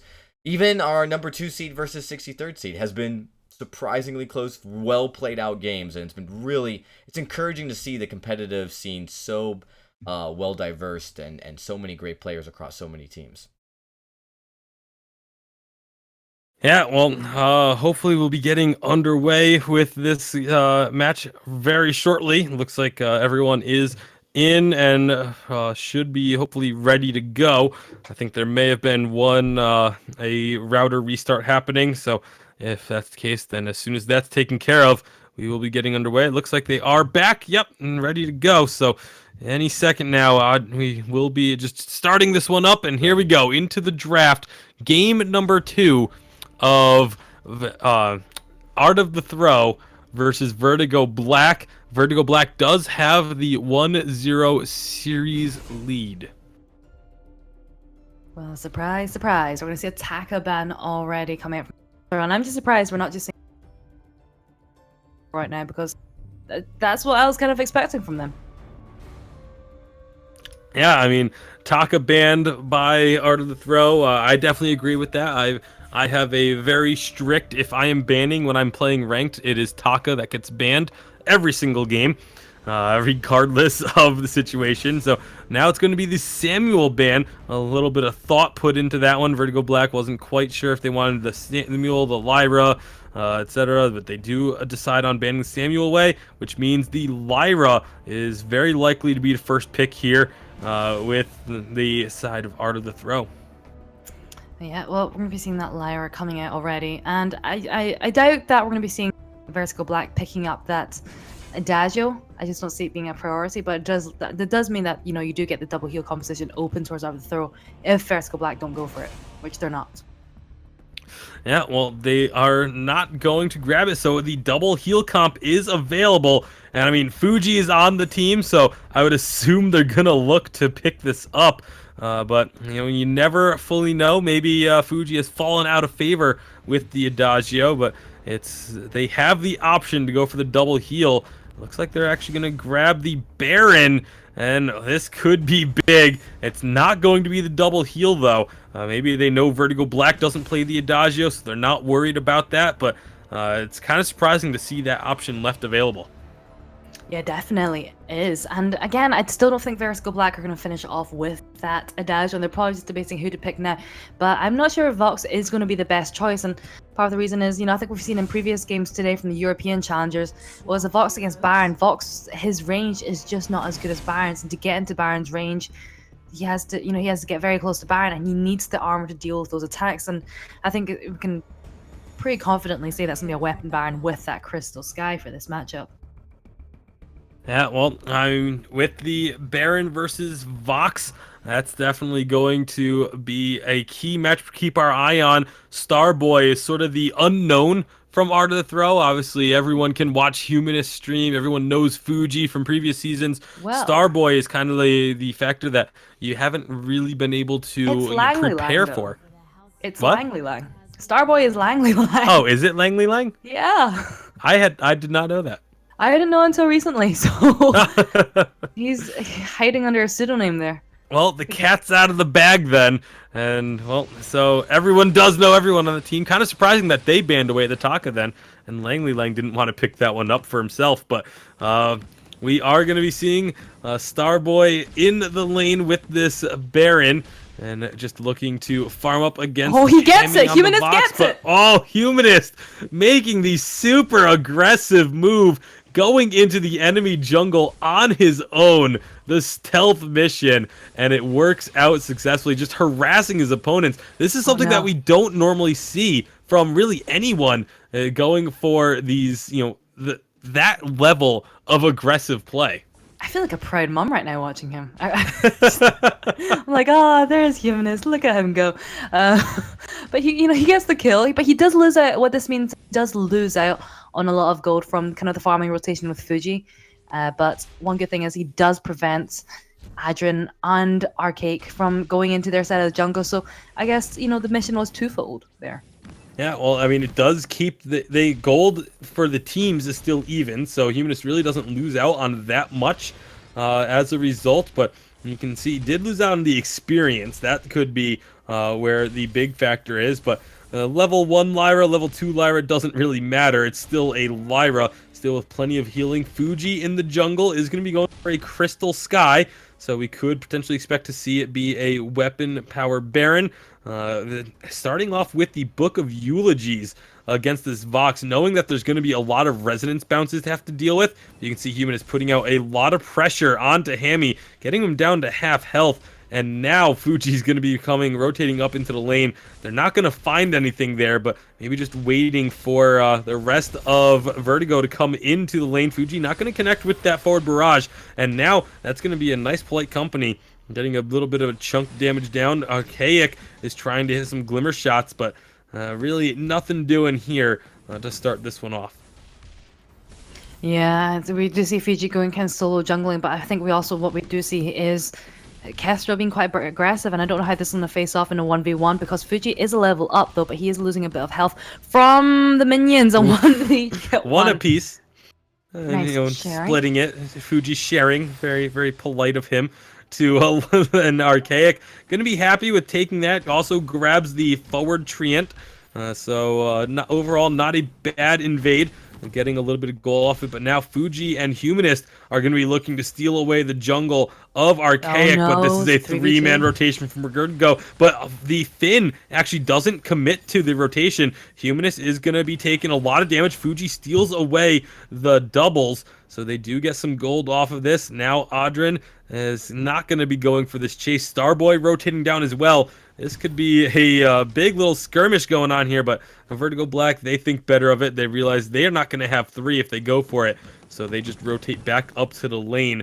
And first couple items coming out. Looks like Starboy's going very quickly towards that Serpent's Mask. And we don't really see that coming out of Baron. And Baron is going to get dropped. Huge burst, courtesy of the Quibbles and the Glimmer Shots. And the face checking, that really didn't help either. You just don't face check that bush, you're gonna go down, and he went down. The heal from Humanist just wasn't enough at this point. Now, actually, because Starboy is now down, we do see Humanist in a bit of an awkward position there. And I like how Humanist is in capital S, it's just to let everyone know that this is the Humanist.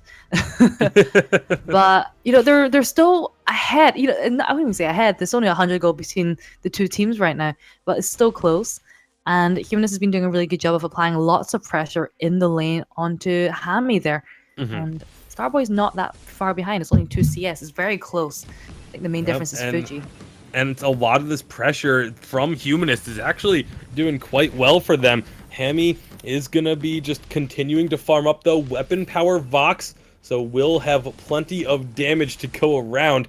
It's also going to be a weapon Kestrel, so look for armor to be built up by Fuji, Humanist, and Starboy, as the armor is going to be extremely important to surviving in these fights. Starboy still, again, building towards Serpent's Mask. Has enough gold for it, I believe. But they're going to be finding Archaic in the jungle, trying to steal this Treant. Fuji with that forward barrage. It's actually going to be Starboy coming down and securing that kill. But it's a kill going back over the way of Art of the Throw. And that makes it 1-1 on the kills. A very, very even 5 minutes thus far. As Humanist, again, trying to be a nuisance. Doesn't steal away the Treant this time around. But does pop a scout trap for his troubles. So, that's, I guess, all he's going to get out of that one. However, you can see Starboy trying to push this minion wave up into the turret. 1 minion gets killed by the turret. So, overall, Hammy not going to be losing anything off of this, despite Humanist, again, putting continued pressure onto him. But Hammy has that breaking point completed now. So, they do need to be careful of a full-on fight. Humanist doesn't have portals available, needs to be careful. Uses that sigil to get some extra movement speed and get out of harm's way. Yes, and let's remember that this is the second game of the series after Vertigo Black did win the first one. And you know what? It's still, look, following the previous trend of all the Challenger games, this beginning of this one is looking remarkably close. I'm not expecting to see any kind of major team fights breaking out until around 10 minutes, when hopefully those are going to be the pivotal team fights that we'll be seeing. And I think the way we should be doing... Starboy eating so much from those Glimmer Shots, using the jet jump to get out of dodge. And I mean, really, I think the level 6 mark is going to be when the fights start happening. Once the portals are available, the Forced Accord, the wait for it, those are going to really start making fights happen. Fuji is up to level 7, has really just been quietly solo farming this entire time. You can see he's up to 47 CS to the 33 of Archaic, but it's being countered by the CS lead that Hammy's built up now over Starboy, 65 to 58 there. So that's why the gold is still very, very even, despite Fuji actually farming extremely well in the jungle. You can see Starboy did just finish off the Serpent's Mask, so we'll have that sustainability and a little bit of damage, but obviously nowhere near as much as what Hammy's going to have, and nowhere near enough to survive getting pulled in like that. Level 6, the Forced Accords come out, and the damage is happening. Fuji is eating a lot, trying to return some with the forward barrage. Humanist is going to be the target, however, and Fuji just has to run and try and take what he can out of the jungle. Archaic is going to find him, but doesn't really have any energy, so doesn't really want to go for that engagement, as Fuji is going to just grab a Treant to heal up. But right now, Vertigo Black consistently able to catch Starboy and take him down very, very quickly. Yeah, I mean, they're chaining up with the Quibble so well. But I think one thing that we up is just that armor against this double weapon comp. Double weapon is I think weapon is insanely strong in the early to mid game, and by getting the armor early, you can mitigate a lot of the damage coming out from them. But we're not seeing much of that as well. But they've all picked up the reflex box, which is really good because they really need that into the force accords. And it looks like Art throw applying some reverse pressure onto the lane now. Well, it's going to be answered. Vertigo Black rotating on back in. Fuji actually eating a good amount of damage. Humanist will take that one-shot, one kill, but was on a sigil as it came out, so he's just going to heal right back up. And like I said, the armor is going to be so important to grab, especially for Starboy. We've seen a trend of pretty much every Baron that we've seen today not building like any defensive items, and if that Humanist! Oh my goodness, Humanist gets pulled in. Portal's out though. Fuji actually takes the portal as well. Not sure if he intended to do that, but Humanist narrowly escaping death after that forced accord. And Adrian, 2 for 2 on the forced accords now. Looking pretty good thus far on the Finn. Yeah, it'll be good to see him getting some a little bit more cooldown because Finn's, I think the cooldowns did get changed on the forced accord fairly recently, so it does take a little bit longer to go fishing. But still, I think if especially if you go for the contraption, if you go for a storm crown, those are items that we do see Finns picking up more and more now. Something that we didn't actually see that much last season, but yeah, I never thought I'd see a Finn picking up a storm crown, but this does happen now. Yeah, I mean, getting that cooldown is just super important, and having that additional objective control, even if it's on a Finn who doesn't have great attack speed, can still help. Every little bit does help you out. So for now, Starboy just continuing to try and farm up, still keeping the CS differential at right around 10 or so. So that's good for him. Fuji still has the CS lead in the jungle as well, but they are now slowly slipping in terms of the overall gold. 1,000 gold lead in favor of Vertigo Black, but Starboy, Humanist, they're looking to just get pressure onto this turret.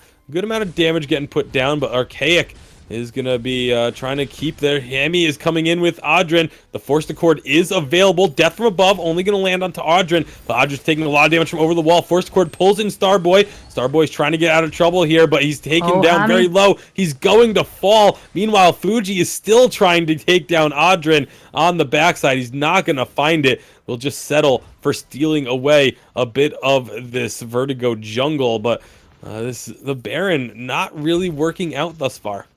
I'm wondering if it's because he went for that Serpent's Mask first. We usually see them going for that Sorrow Blade first, and gets a lot of weapon damage. But the Serpent's Mask, he's not really getting the chance to get that kind of the regen there back from it. They are just focusing him so hard, getting the Forced Accord, then getting the Quibble down, and that's turret going towards Vertigo Black, whilst Fuji and Humanist are distracted.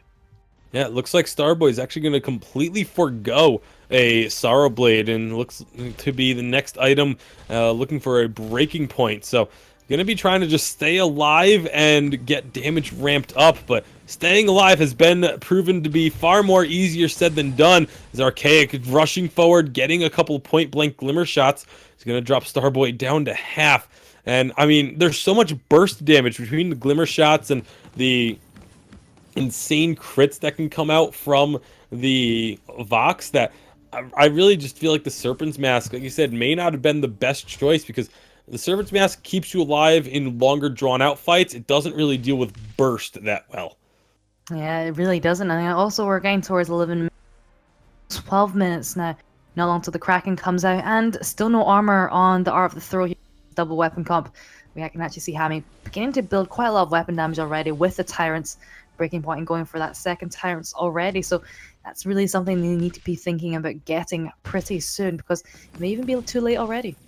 Yeah, Frostburn for Fuji gonna help when Starboy gets jumped on and tries to escape. But like you said, the lack of armor has been really surprising. Lack of defensive items in general from really a lot of the challenger teams today has been quite surprising, especially from Fuji and Humanist. We harp on teams for not getting defensive items all the time when we're casting or on the analyst desk, and now they're the ones doing it. So hopefully they will get some armor soon. I understand you want to get your offensive items, you want to be able to actually dish out damage in a fight, but when you're up against a double weapon comp, I think just getting a little bit of early armor is so important. They get a lot of damage onto this turret. The ult's going to come down and do another big chunk, but one shot, one kill almost takes Fuji out completely. Resonance bounces, trying to get down onto Art of the Throw. Starboy is really unable to provide the damage that he's looking for. Everyone will get out of here alive, but boy, was that close. I think what went really well for our throw for that fight was that actually Vertical Black didn't focus on Starboy first and actually tried to go for Fuji and Humanist instead. And by doing that, allows Starboy to build up his breaking point stacks. I think he got up to like 8 or 9 at that point. For Vertical Black, they need to get onto Starboy first. Especially, it's so, they do it so well when they do it with the Force Accord. But unfortunately, if they don't, they just give him a very open path to build up those breaking point stacks. Yeah, and once those breaking point stacks get built up, that's when the Serpent's Mask has a little bit more effect as well. So it's really, as if Starboy doesn't get focused, then team fights are going to slowly go the way. But Fuji, oh my goodness, he gets caught bad, and he is just dropped. Humanist will be the next target, and you can see the damage on this Vox and Kestrel melting Art of the Throw. And, well, you really can't be that surprised when there's no armor whatsoever against the double weapon composition. We've been harping on it a lot, but we need to, because it's such a glaring problem right now for Art of the Throw. When they get a fight engaged on them, their health bars just disappear. Hammy got up to 23 breaking point stacks so fast, it was disgusting. I've never seen a roam layer go down that fast before. But still no armor. But they don't really have the gold for it yet. They don't have the space. I think Humanist could maybe pick up the light armor there. But you can't really use that as an excuse, though. I mean, you really can forego your second offensive tier 3 to get a tier 2 armor. Like, that is perfectly fine. No one is going to fault you for that. I'm trying to be nice. You said you're going to be mean about them. Biased to mean. I'm going to be biased to nice. So, it's just, I don't like this decision. Fuji takes half of his health from a single one-shot, one-kill. And the Death from Above is going to come out. It doesn't really hit anybody. And now that's the wait for it going through. And Hammy is just destroying these health bars. Has to avoid the portal, make sure it doesn't get pushed backwards, but has plenty of damage. Both breaking points up over 10 stacks for the side of Vertigo Black. And they are really starting to pull ahead now. 32,000 to 27,000 gold. Yep. Oh, this is the Kraken. Well, score 1 to 8. They're only 5k behind, so there is a chance maybe we could get a steal from some ion cannons. Unlikely because there's a 40-second cooldown. There's tier 2 armors on Humanist and Fuji, finally. But maybe a little too late. Kraken getting unleashed 15.5 minutes in, and well, they are going to be doing so much damage to these turrets as well. That's what, the other bonus of going for a double weapon composition is turrets just kind of melt in front of you.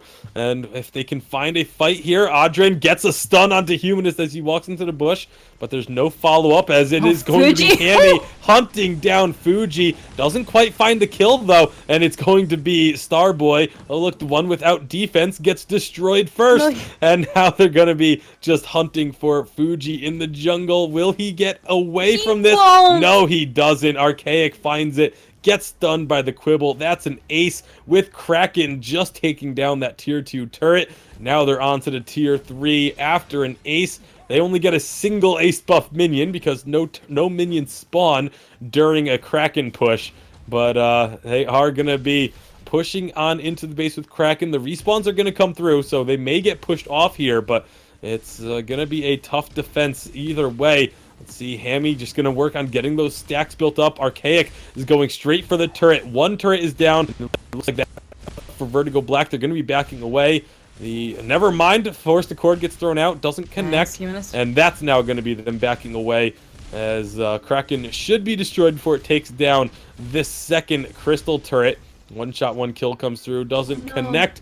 But no turrets left for Art of the Throw. And, well, they are going to be looking to, try and delay this game, but it is looking very dire for them at this point. They need to take the minion by back. They also need to get vision down to prevent any back doors coming out, which is, could be quite likely considering that Vertigo Black have all their turrets and, well, Art of the Throw now have 0. So they need to get that Plus vision a down. Kestrel, can just sneak on through with that active Very camo. true. Very, very true. So Humanist, he has a contraption, certainly going to help with putting some vision down, and they've got the minion buyback, so that will prevent the minions from pushing into their base, and gives them time to try and be a little bit more aggressive and push out, which they kind of need to do right now. I'm wondering if they can take down that turret because it is looking enticingly low. But they're going to rush it behind them! Oh, yeah. Actually, I'm surprised Vertigo Black didn't just go rush towards the base.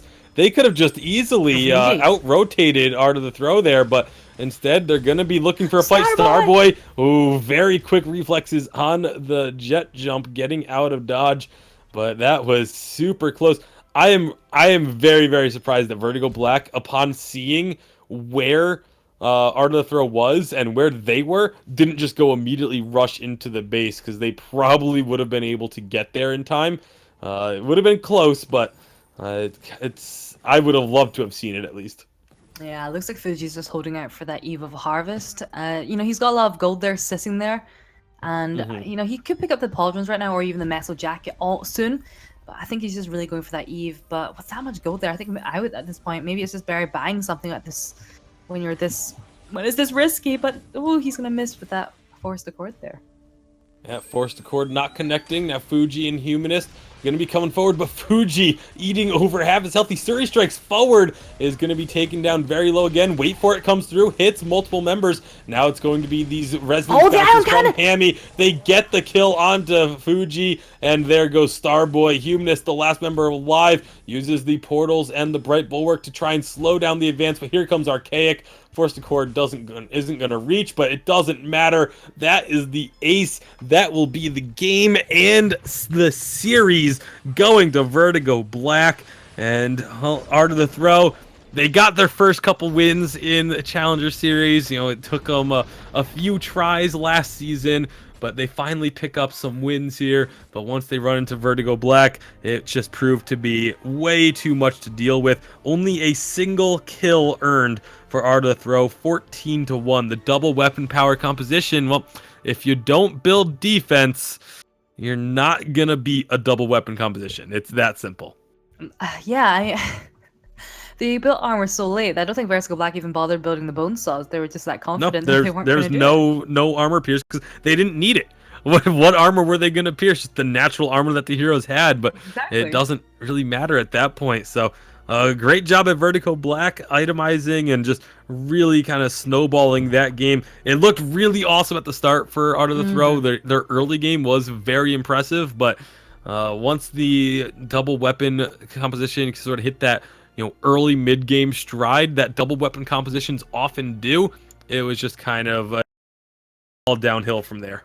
I mean, Humanist can direct you to the chapter in the Art of the Throw about when to buy armor comps. Yep. Well, either way, that's gonna do it there for Art of the Throw's winners bracket run. They are going to drop down to the losers bracket, though. So, they are not eliminated yet.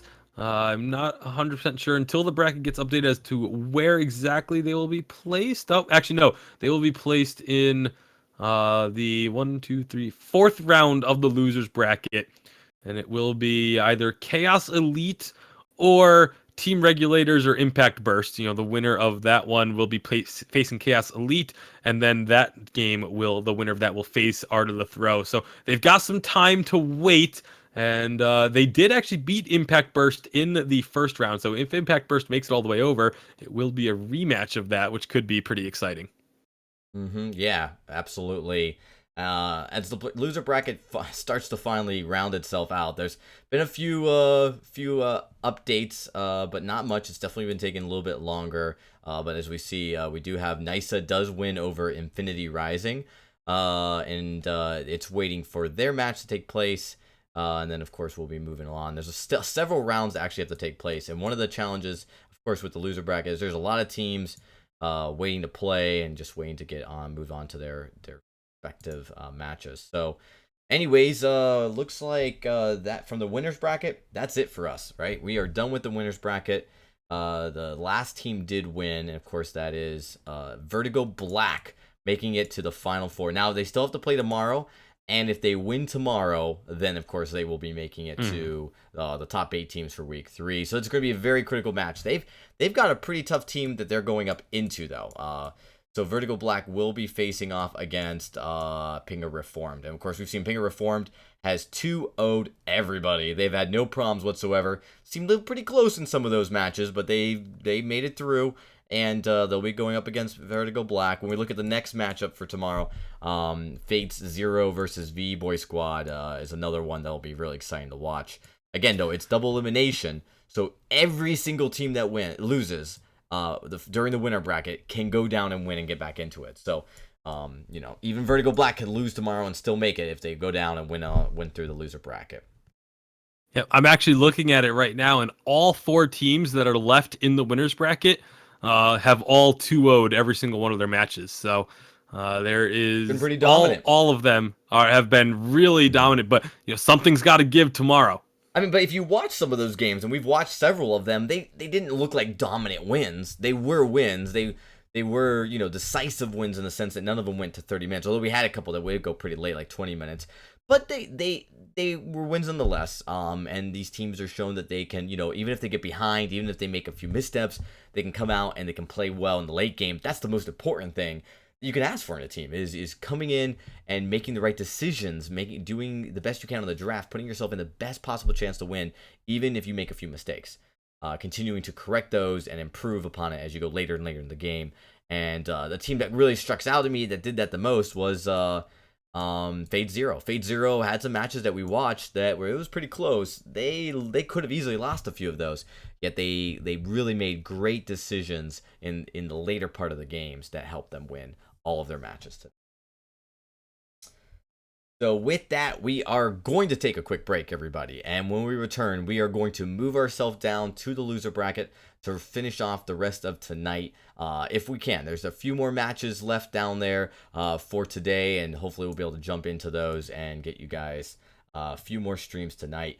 And then with that, we'll be getting ready for tomorrow, which will be, of course, the top 4 teams from the winners bracket and the top, and there'll be more than 4 or 5. There'll be probably about like 8 teams from the loser bracket still working through some stuff, but hopefully we'll whittle that down to the top 4 as well, finish those off tomorrow and give you guys the top 4 teams of the entire group. All right, we're going to take a quick break. We'll be right back, everybody. Don't go anywhere.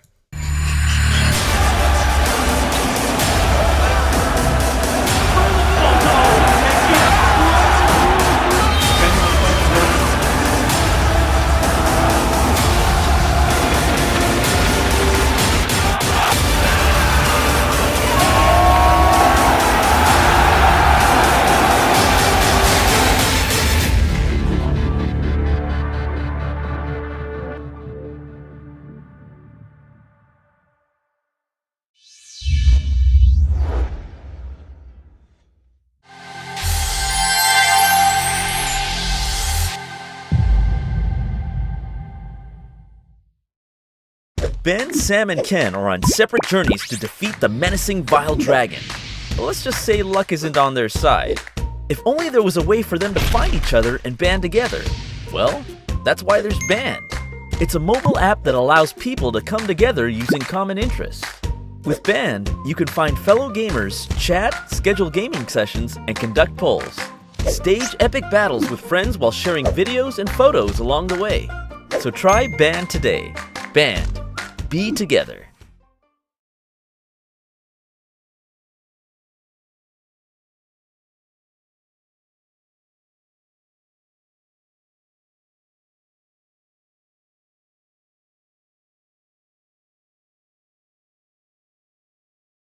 All right, we are back here getting ready for the next matchup, and we're going to be taking some time to jump down to the loser bracket.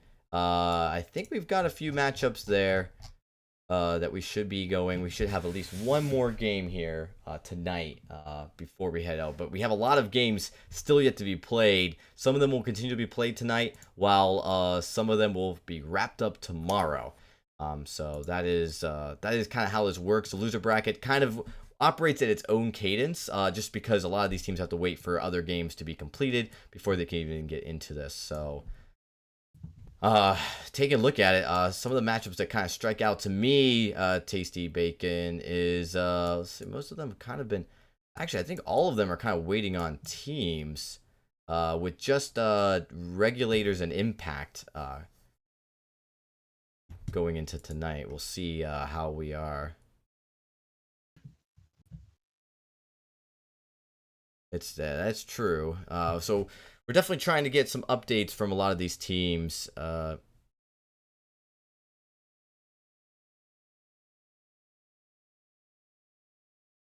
As we try to get an idea of where a lot of these teams are at series. But it's been a long night, Tasty Bacon and Shinyi. I hope you guys are holding in there as we wrap out the final 15-20 minutes of this stream. It's been a long day for both of us. Started, what is it, about 9 hours ago? No, 10 hours ago for Jinyi and I over in Europe.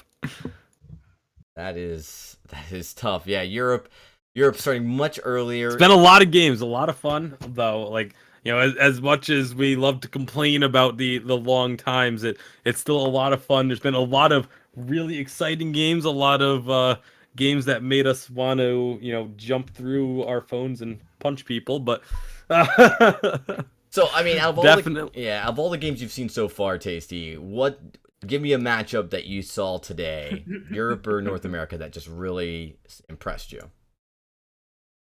Oh, which one was it? There's been so many. It's tough. One? Which one? The Savage Legends one, the last one. Yes, that was the super exciting one. That was like really back and forth. For an hour and a half. Yeah, I don't know if I'd say that one impressed me, or that one maybe impressed me in the wrong way. It was in Europe. Our last series in Europe was just about 90 minutes of game time for a single series. There's also, I believe it was Fates Zero Pierce the Vein was the other incredibly close matchup that we saw. Oh no, it was Fates Zero Infinity Rebirth was another really good one. Yeah, that was the other one that we were saying we wouldn't be surprised. I wouldn't have been surprised if it went to 3. There's been just a lot of really good games today, as well as like you kind of run the gambit in a challenger. You never really know what you're gonna get, if you're gonna have, you know, exceptionally thrilling high level games, or, you know, a game of just neither team seeming to want to win. You get kind of each extreme and everything in between throughout the entire day of matches. Yeah, exactly. And yeah, that was definitely a series that was pretty exciting to watch. So as these teams make it to the loser bracket, definitely want to keep an eye on that team, you know. But the other team that really I think impressed me was, and we'll see how are they doing. I believe it was because they fell pretty early. Was even Pierce the Vein was kind of impressive. Although I do think Pierce the Vein, they actually fell in the loser bracket.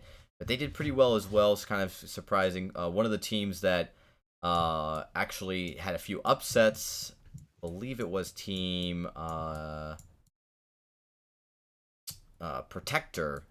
Team Protector did fall down to the loser bracket, and trying to look at see where they're at. And they're actually still waiting for their matchup, so there's been really no update for them, unfortunately. So they'll probably likely be moving on to the third round, as unfortunately there were some teams that had to forfeit, just not able to make it out tonight, and that's always sad. Yeah, definitely unfortunate. But you know, we are getting late. I think actually, if I'm looking at the bracket correctly, other than Team Regulators and Impact Burst, we will have the first 2 rounds of the losers bracket finished, as well as, you know, the first 3 rounds of the winners bracket, which would put us pretty much right on schedule from what I've been told. So Not sure what the status of. I know there's the Sillies and Magnetic. I'm not sure if that's in progress or if that's waiting for tomorrow or not. And then the only other one that would be ongoing right now is Regulators and Impact Burst. Yeah, so you're absolutely right. I know the Sillies and Magnetic, they were playing, and we're just waiting for word from that game to see how it works out. In just a few moments, it probably get some word pretty soon. That will be, if that finishes up that series, they'll be done for tonight. They won't be moving on, so they'll be playing tomorrow, not their next matchup tonight. So because they'll be moving on, the winner of that series to play Anonymous Snipe. And yeah, it's been very exciting. We saw this even with Group 1. It's like a lot of matches hit us really, really fast, and it's exciting to kind of follow some of these really great names, these new young stars coming up. And I think we can all say that, it's not surprising that the top 4 teams were so dominant, just because, talent does tend to drift towards, a higher level. And but, again, it's I think probably the team with the least amount of names is actually the Vertigo Black team. All the other teams have names that have competed in some way or another. At least one person, but Vertigo Black, I would say, is probably the most freshest roster out of all of them, and they performed quite well, actually. Yeah, they definitely did. I mean, like you said, Fate Zero, Pinga Reformed, Vertigo Black, and V-Boy Squad, they are the top 4 seeds in Group B, and obviously showing that they are the top 4 seeds for a reason, as they are the top 4 still left in the winners bracket. So definitely a very good chance of those 4 being the ones that make it out of Group B into the week number 3 matchups that we will be determining who gets there tomorrow, as we will know for sure. A couple teams going to punch their ticket right away, as Fate Zero and V-Boy Squad take on each other in Pinga Reformed versus Vertigo Black. The winner of those 2 matchups they'll just be done. They'll win one more series, be done with it, and get to wait until next week.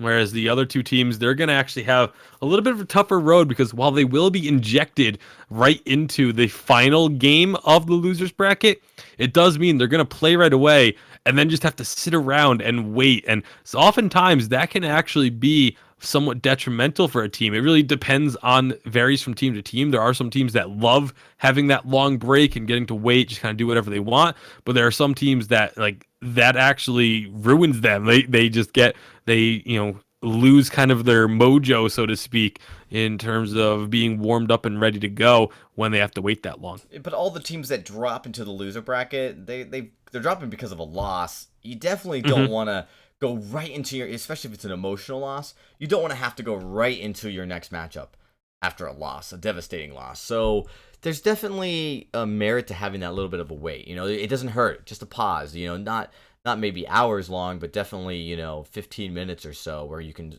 recoup, kind of rethink about how the previous match worked out, what you guys could do to improve, because going from game to game to game can be really tiring. And if you didn't win, you can be very stressed out or bummed about it, emotional about it. Winning, the same thing, you have that emotion, but it's a very positive emotion, can actually fuel you to the next series. So yeah, it's hard to say, really, right?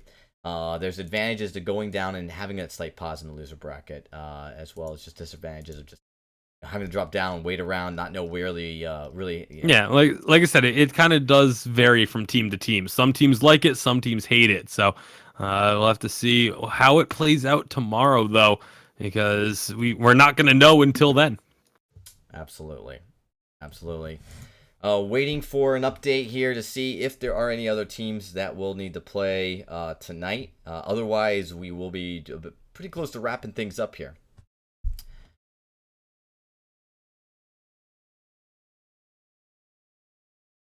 And looks like that might be it for tonight, as we get a final update from these teams here.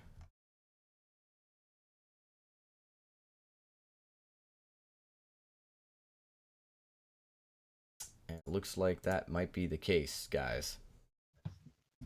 Yeah, like I said, looking at the bracket, it looks like that's where we stand right now. It's pretty much everything's Gonna be shaping up nicely for tomorrow. There's gonna be a lot of losers bracket matches tomorrow. The 2 winners bracket matches, of course, and then from there on out, it's all losers bracket. It's all that single elimination, essentially, for the teams that will be left. Absolutely. It'll be basically the final round, and all these teams are, man, they've been through a long night, so I'm sure they're excited to get some sleep here as they get ready for the next round. We made it through 3 rounds of winner and losers, so 4th rounds will conclude tomorrow. Make sure you guys tune in for that. We'll finish it up, and then, of course, after tomorrow, we will be moving to week 3, which are the final 8 teams, and then from there, the challenge battles on the weekend. So there are some exciting matchups that are going to be happening over the next couple of weeks. You guys aren't going to want to miss it.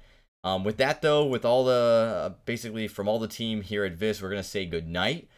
Thanks to Tasty Bacon and Shinyi for hanging in there. We were just waiting for final word. If there are any more matches to be played, there are not. So we are going to wrap up the stream here, and there are a few more matches that are taking place right now in the loser bracket. We'll make sure we get updated to the tournament's website. So, guys, thanks for hanging in there.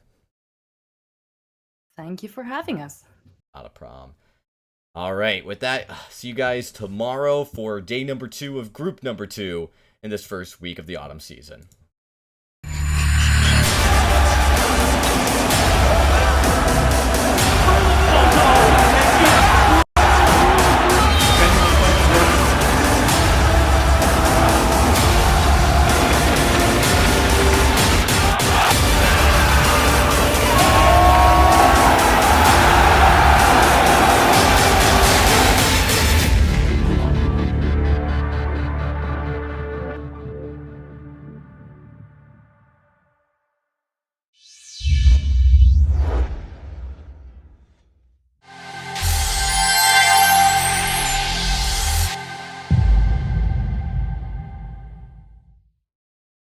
Ben, Sam, and Ken are on separate journeys to defeat the menacing Vile Dragon.